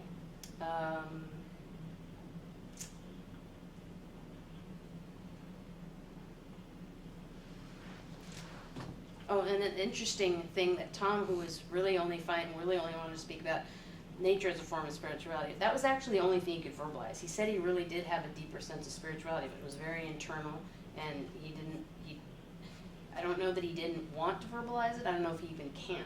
It's just something he feels. But something very interesting was that his father was actually the cult leader, and actually in a rather well-known group. There were a few people that I was in groups that I was amazed that I had the opportunity, that they were in my study, and that I got to learn this level of information about this groups that I knew about. And he was one of those. And it was just so unbelievable that it was actually his father that was the cult leader. But anyway, had given him this saying as a child that he, it was a spiritual kind of tool, and he kept it to this day. When he feels like concerned about something, he'll say this, prayer, whatever. There's a name for him specifically, not using the name because it will give information about the group possibly. But that provided some comfort to him, which in opposition to me, where when I feel like when I knew something was I actually lost control of my car before it completely died on the way here. And I didn't today, but in some other cases, I might say a Hail Mary since I was but that's just that's just like a habit thing. I don't actually believe it. I truly felt in his case it was actually a comfort. Well, that's interesting. So I'm hearing actually what you're saying is that in that type of path of recovery, really we could say it in Jungian language, it's kind of the ego coming into a relationship with the self in whatever path it takes, that has to take place. And another, maybe in a more spiritual language, it's the ego coming into relationship with some sort of divine container, you know, in whatever way that takes place. And that way can perhaps be unique for every individual with many nooks and crannies, you know. But that is actually what's happening. So you can't dismiss the spiritual component in terms of the ego's relationship with the self, you know, or the ego's relationship with the God image in whatever way you want to talk about that. Absolutely. I had originally included in the abstract, and Daniel pointed out I never unwrapped or whatever, that's a term that you use a lot. I did use it in a couple of sentences in the dissertation, but there was never an opportunity to unpack or go. And unfortunately would have made it just too much harder to go in this direction, but was speaking about the containing myth. Yeah, exactly. Coming into your own containing myth, something that actually holds you. And there's many, many routes, and Jung talks about it that there's so many individual routes to get there. And so in some ways you're not really finding a pattern, but that's the underlying pattern. Mm-hmm. Yeah, it's very interesting. Yeah, for even Julie, her education and getting her, you know, that's her getting knowledge and finding something that's going to be a career for her. Right now, that's her continuing. Thank you. We'll say some few words a little bit later, but for now, I'd like to open it up to all of you to go into dialogue with Marianne, ask whatever questions you have, and in the interest of time, I'm going to step outside with Danielle and Donnie on the phone. We're going to go into my office and discuss your work, and you can, you know, continue to have some question answer with the audience. And I realized I wasn't taking notes, but for example, I may want to look at if I have time, if we decide it's important, to really read all the trajectories to see how many were the same or how many different. I don't want to forget that one. Well, and everything else, but that's when I particularly go. Well, it'll be on the. Okay. I forgot. Good thing I forgot about that. Good. So- Okay, Donnie, if you want to Sign hang up, out. we'll sign out. We'll call you in just a minute or so. Oh, okay, so I should hang up and then you'll call me again? Yeah. Okay. Brother, for I know those of you- you that don't know. Kevin. And you took care when evaluating your subjects with regards to re-traumatization. And, you know, I mean, that's cool. What about, since your background also has to do with this, did you feel at risk of re-traumatization for your own self going through this study?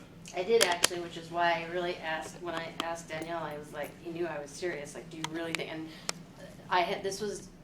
so I had my master's here, which is also in EWP, so I was in that program for 2 years, and then I took a semester off and then started the PhD program, and because of working full time, basically, this has taken me about 8 years, so it was 3 years of the coursework, 3 years of the study, and then 2 years writing of the dissertation. So it doesn't seem so bad as the 8 years when I put it in these buckets. But he had seen me in classes, and the classes, even though the EWP program is not a licensed program, it's like some of the classes, it's like being in therapy. I mean, you go into things really deep. People ask you questions about your own process, and it's very open here, and there's a very welcome, warm container to talk about that. So I was concerned, but Danielle's saying that he really didn't think, knowing what he knew about me and my story, really didn't think from what he saw of me that he thought I could handle it. I really did take that into account. The things that, you know, of course he's still external to me, so he wouldn't be 100% sure, but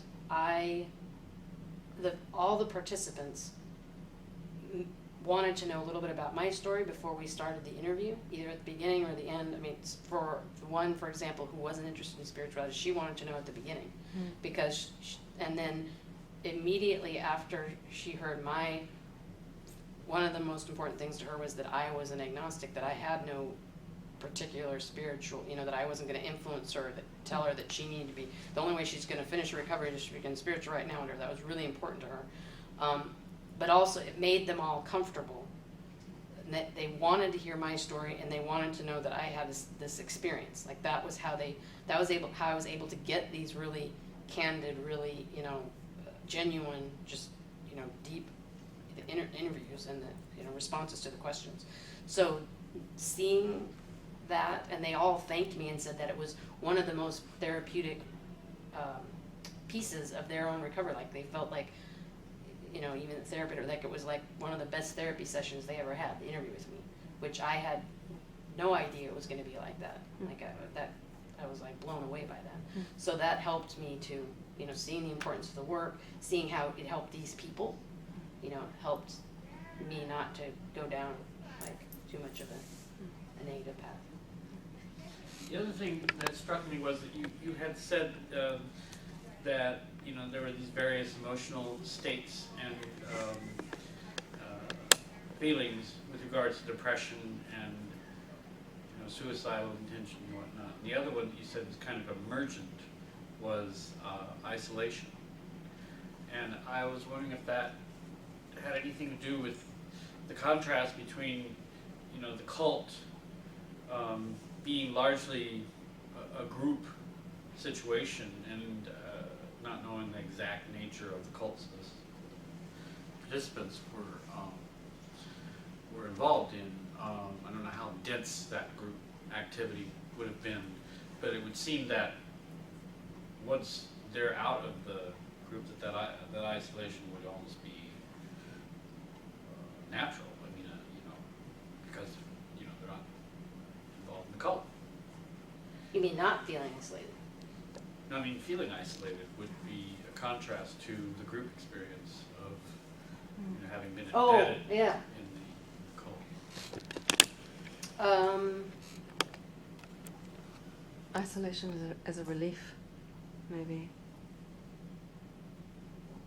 Because you're surrounded by the cult people all the time, then you're isolated from Right. them. It's a different form of isolation. They isolate you from society and beliefs, but then being out of it, you're isolated as a relief, right? Yeah. Yeah. Yes, although everybody felt it they felt like they were imposing the same isolation as, I think, and now that you mentioned that, I remember a couple said that, being out of the group actually, and not feeling special anymore, and like the chosen person of God and all of this, was difficult. Like now I'm just a regular person. Right. And then, but the isolation, they felt, the feeling of isolation, they felt it was self-imposed. Like they were so used to feeling that way, that they were, even though, they had a lot of friends, they were so used to feeling the isolation from mainstream society that was a feeling that was really difficult to, or even if a lot of the time, they didn't feel So it wasn't isolated. necessarily characterized by loneliness. It was just a symptom, kind of a. In some cases, actually, in one of the, a few of the participants, it was characterized by loneliness. Yeah, Okay. but it was like because, and this is something I struggle with myself. It's like, even though you don't want to be with those people, you were with people, and everything. A lot of things were, thought out for you. Everything was planned. You didn't have to, make all your doctor's appointments and get your car maintenance. Everything was taken care of for you. And in a lot of different types of cults, that's, all the life stuff is taken care of in some way. There's a way of handling it. There's the formula for handling it, or it's a way of handling it. And then, or especially as, second generation children, your parents are handling it, but it's all directed by the cult leader how you should handle all these things. So then you get out into regular life, and then you have to handle all these things yourself, and and all these things of life in mainstream society seemingly overwhelming and difficult, and then because that's not, people, your friends and stuff that haven't been in a cult, they're like, that's just life, yeah, it sucks, it's hard just to juggle all that, but this kind of extreme, like, oh my god, I can't do it all, I can't, and then because the reaction from their now peers is like, what's the big deal? you know, and so then they feel that isolation because they're not like everybody else.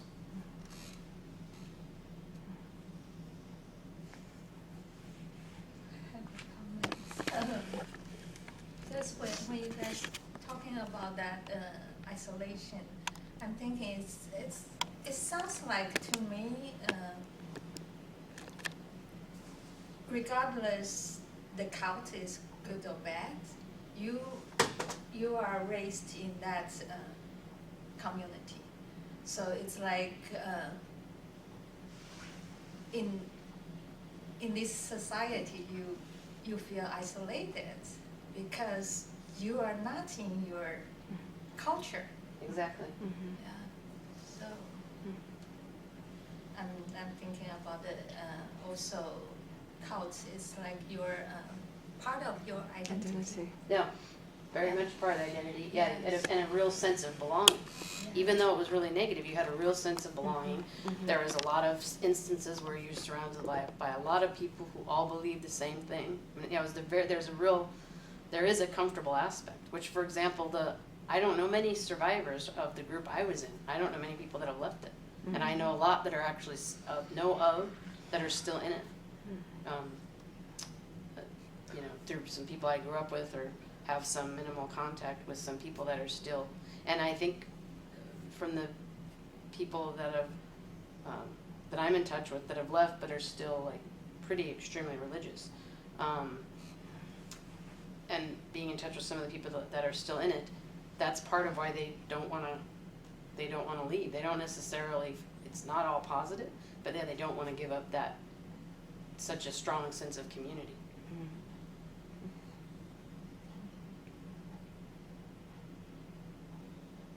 Well, I was interested in the, if your participants, if the leaving the cult was a gradual thing over a period of time, where you mentioned that one of them just said like the next day something happened, so did they just like overnight decide they didn't want to be in the cult anymore? Or was it a gradual thing? And if it was different, leaving quickly or over gradual, if there was any common ground that they found, or that you found in talking to them, whether it was just a very sudden change or whether it was a gradual change, if there was something that they had in common with each other or with their stories that they told you. There was, when I said, like, if there was a precipitating factor in one of the interview questions, so they all were able to, since I luckily thought of using that, they were all able to kind of point to something. In two of the cases, it was actually the families that left.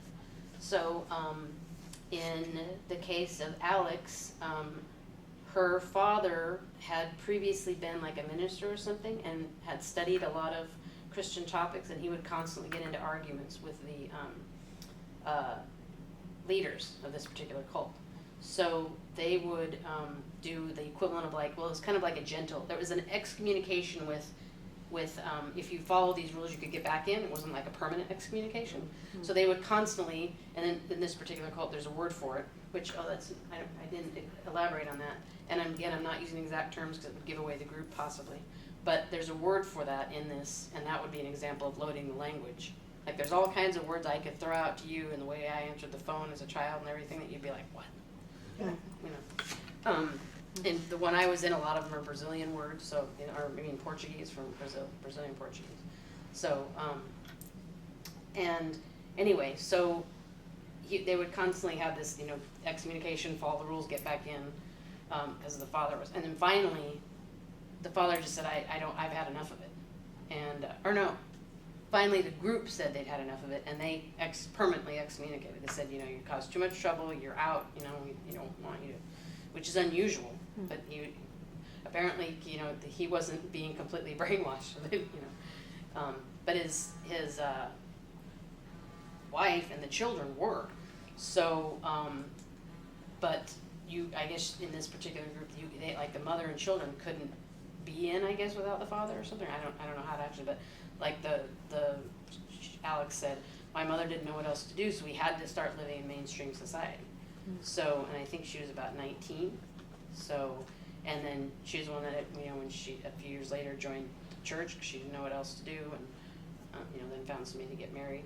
And then Julie was the same way. Her, the group she was in, you had to have a certain number of people living in a residence, and different circumstances. Her family had actually been quite large, and actually her immediate family had met those numbers, but then for some reason, some of the people moved, I don't know why, and the numbers dwindled, and they didn't find new people to meet the numbers, so they were kind of, they just kind of, and actually said that was gradual, because she said they didn't even almost notice when they weren't in it anymore, like they just stopped, they didn't have enough people, and they're like, you gotta get more people, or you're not gonna be a full-fledged, members of the group. And then another thing happened that they weren't following it, and then one of the kids decided that they should go to school, so they enrolled themselves in school. They found a way to get to school and said, I need to get an education, like pretty young, like probably in junior high, or, and then they found out about the family, so then now the rest of the kids had to get enrolled in school,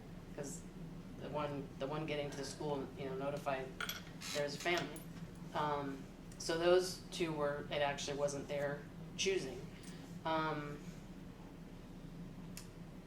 Another one, I think I can't remember if it was a divorce or miscarriage and how they were handled.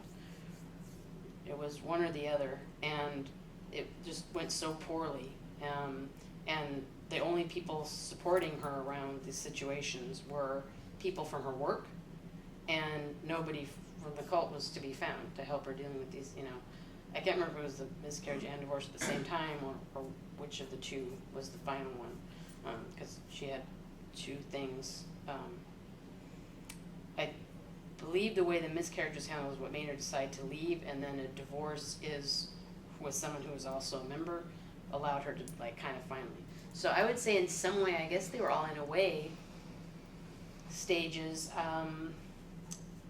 except I think Sam, the one who said, he had been feeling kind of positive about it because he had just learned some new teaching that actually he found interesting, and then within a few days of leaving the cult, and I'm pretty sure that was him, because I think he even said his parents are still involved now, and I think his may have been around school as well, wanting to get go to college and get an education, and just deciding. I think he said I think that's pretty much it. He just decided one day, he's the one who, and it was funny because even on the phone call, he spoke very eloquently, and he did seem like an intellectual, but it was funny because every few sentences he'd be like, I'm such an intellectual. But I do think he said he thought this, and it did seem, the way he spoke, that it was his, all of a sudden these beliefs don't match, they're really far out, that they don't even match basic, mainstream Christian teachings. Like, this is just crazy. He made a few statements about the beliefs, which are pretty humorous. So do you have any follow-up with these participants? Have you found out how much they've progressed or digressed, or since you did the initial interviews? I haven't. I'm going to be emailing them all to let them know that it's finished now, so they can get a copy. But I mean, they were all except two were at least middle aged, and they were really, one or two of them didn't talk a lot about personal, but most of them did, and they just, or even there was things in the background, they just really were entrenched in family and having, grandchildren or children and friends, and just really working on having a good, full life in mainstream society. So, and then, like I said, pretty much every one of them actually thanked me at the interview, and like one of them, Tom, said he's not in California, he said he might make it to California, he would like to meet me, and so I've had a few email things here and there, but nothing major, but everybody was, I would be quite surprised if anybody had anything major, because they really had solid lives. Does the structure of the study in any way procedurally prevent you from having further contact with these people? No. And I mean, if the way in narrative research, the way, if I didn't get things answered enough, which in one case, in Julie's case, there was a follow-up interview, so I could. And then I think it would be a different form than categorical content if I were to gone back and then done like a second interview to see how are you now. That would have been a different aspect. different type or different, So I was trying to keep a constant time from the time of leaving to the interview. Marianne, I just want to congratulate you. I know that they're deciding out there, but we've decided. This is such a huge contribution to the field of psychology. I think it's a huge shadow, and people are terrified of the topic, and I just want to bow down to you because you're such a courageous woman, having gone through your own personal experience, and obviously that's why it's so powerful, because it's your life experience, and then you were able to, bring in other people that obviously impacted tremendously. I'm just really touched by that, and I'm curious how your life is going to change now in terms of, are you going to lead workshops, or what's your plan? I hope to. I actually want to do like a continuing education workshop through the Public programs? Yeah, Great. public programs, and then I want to actually. And people can get CEUs for it. Right. Yeah. Right. And for example, when I was in the classes and the therapy programs here, because I did take as many as I could fit in with all the required courses for EWP, like I took a class with Brent Contract, yeah. right.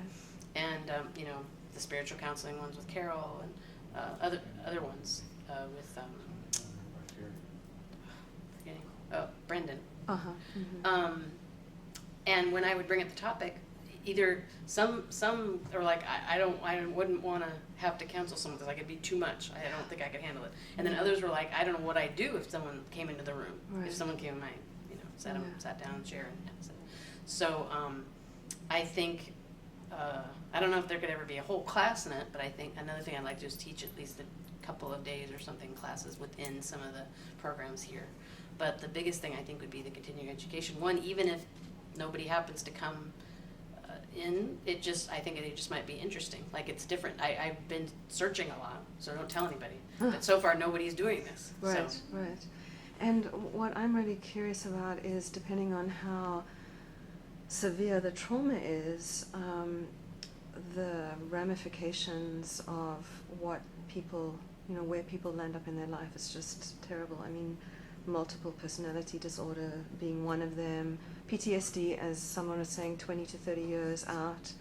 So it does feel like it's a very marginalized aspect in the field. And actually, it's something I didn't talk about, just of the things I picked, it just didn't come up, but I have a pretty extensive section on it, both in the discussion and in the lit review, is actually what applies to cult survivors is something that's newer, which is complex PTSD, because it went on multiple things almost on a daily basis. Right. So it's actually, it's even a degree deeper than PTSD, because it was so constant. So it can definitely, it's more about managing those symptoms as opposed to, obviously it's wonderful if you can somehow fully recover, but it's not 100% likely that at least you'll recover from all aspects. And it might not even, it might not even be good to, they might be, you need to manage them, but for example, things like hypervigilance about a lot of things, about people harming you, and for example, being in a big city like San Francisco, well, being aware of your surroundings, that's a good thing to it. Of course, taking it to extreme where you're, someone comes up to you and they're gonna, give you a hug or something, and you're like, that can be something you want to work through to be more comfortable around people. But there can be like a piece of working through the different parts of complex PTSD to manage them more positively, and then the ways to see how some of the remnants can be helpful. For example, being one of the categories, and then many subcategories of fear or aversion of groups or religion. And developing critical thinking, like those go hand in hand. So making sure anything they do get, involved in doesn't, and some people, this actually happens a fair amount, that some people will just get right back into another cult. And something very sad that happened, something my other brother, who unfortunately, since we were late, wasn't able to tell him, and he's in New York, so the time difference he works very early, so the time difference probably could have gotten in the way. He was helping with an organization called the Cult Awareness Network. And I think it was based in New York, I'm not 100% sure. But anyway, Scientology sued them. Now when you call, and they were able to get the copyright and everything. So now when you call the Cult Awareness Network to recover, you just gotten out of a cult, you want help, you call the Cult Awareness Hotline, and it's Scientologists. And so they'll just try and get you to. That's insidious. Yeah, that's scary. That's really, I didn't know that. Yeah, after he was on the MTV Right. panel with them, it was a few months after that Scientology sued them and took over. Which again, it doesn't mean I'm naming it a cult, but they took over the Cult Awareness Network, so that kind of says. Just do it again. No, we're fine. Can you hear us? I can hear you, yeah. Okay, great. So the other line didn't work again? No, we did the try it. 2619, right? The one that you wrote. Oh, no, I didn't want that one. No. Donnie, we'll call you right It's back. okay, it's okay, I can hear you. Are you sure? Me okay? I Yeah. wanted this one. I'll tell you. Well, we've had a wonderful discussion over your work, and I think all of us are agreed that it's an excellent work, and you've put in an incredible amount of, how to say it, determination and tenacity that I have so much respect for, because what this final copy is really, really well done. There's a few little things, which we always do this, it's not directed at you, we always do this.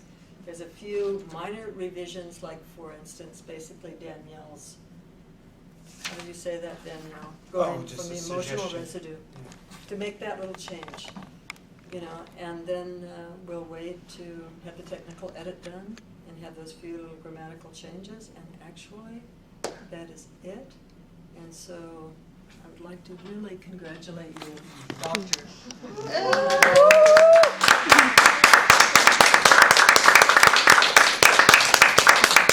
Congratulations. Thank you. Yeah. Amazing. Yeah, it's amazing. Congratulations, Wonderful. Dr. Rardin. Congratulations. I wouldn't. It hasn't been easy, as particularly Danielle and Carol can attest to. But not too many. What was it? 2 or 3 months ago, and I was crying, and I said, I don't know if I'll finish. Yeah. And Carol said, I don't ever want to hear you say that again. I'm getting you through this. And there's no way.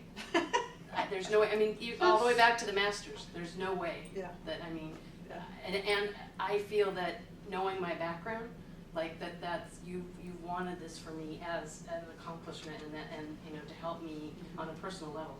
And I mean, I can't. There's not words. There's not enough to thank you and to express how meaningful this is to me, like deeply. I know, and you deserve it, and it's wonderful. I'm absolutely thrilled.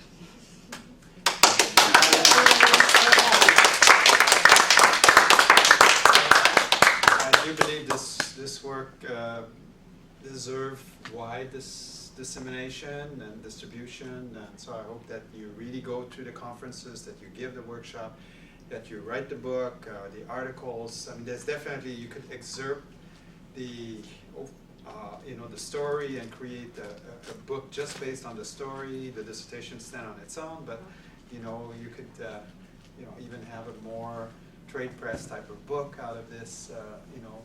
Given the narrative dimension Actually, I've of your been work. thinking recently that I would try to get started on the book sooner than I originally thought. Yes, Yeah. I think. And so, that work really deserves it, and I think the word's ready for it. Yes. You have your work cut out for you. And the wonderful thing is that she'll do it. Yes. She's committed to doing that. I know you'll do it. So. Yeah. So, Marianne, I'm smiling and you can't see me, but I'm so happy for you. Me You did a too. fabulous job, and I really want to congratulate you, Dr. Rardin. Thank you. Does that sound good? It sounds good. I've joked about it, but now that it's real, it's like, wow. Yeah, Wow, that's wonderful. right. And I will look forward to seeing you at the conferences. Absolutely, I can't wait. I'm so Yeah. bummed that I wish the Santa Fe one was like in December or something. Yeah, I would you'll be have there. plenty of time to go to them. Don't worry about it. Yeah. So, Thank you so much again as well for your many hours and really Yeah. keeping, I really felt like in certain aspects, if I wasn't sure I understood it, you very carefully, without diminishing what I was doing or anything, or, helped me to understand if something wasn't exactly right. And since I'm Yeah. hopefully going to be an expert soon, but I'm not quite yet. Well, you well, will you're be. on the way. That's what it means to finish a dissertation, is that you Yeah. gain the expertise in the field. You're ready. Yeah, You'll go on learning. absolutely. And you're very welcome. Yeah. So Carol, do I just sign off now, or?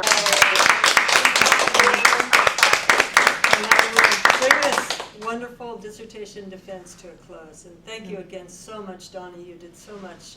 Oh, my pleasure. You did. Well, above and it was beyond. a pleasure to work with Mary Ann, and to work with you two. So thank you so much, Carol you. and Danielle. I really appreciate working with you. One Okay. last quick thing, I mentioned this to Danielle, I'm not sure if I mentioned it to Donnie or Carol, I don't know if it always goes this way, but I don't feel like I could have had a better committee, just like the way everybody worked together and personalities. I mean, unbelievable. We were talking about that in our meeting. We felt that way too. Yeah. I just felt like everybody And I can tell complimented you each it other. doesn't There was always no- go that way. It doesn't always, but we work We all very know well. that. Yeah, well, you're very welcome, Mary Ann. I'm glad it worked out for all of us. Thank you. Well, thanks again, Donnie, and hope to be having contact with you again in the future. Who knows? I Yes, know you that will would be be having with lovely. Mary Ann. I know you will with her, for sure. Yes, I will, and I hope to have some contact with you too as well. Well, thank you very So much. have a good weekend. I'm going to sign off, okay? Yes, thank you, Donnie. Okay, thank you both. Bye-bye. And Mary Ann. Bye-bye. Bye-bye.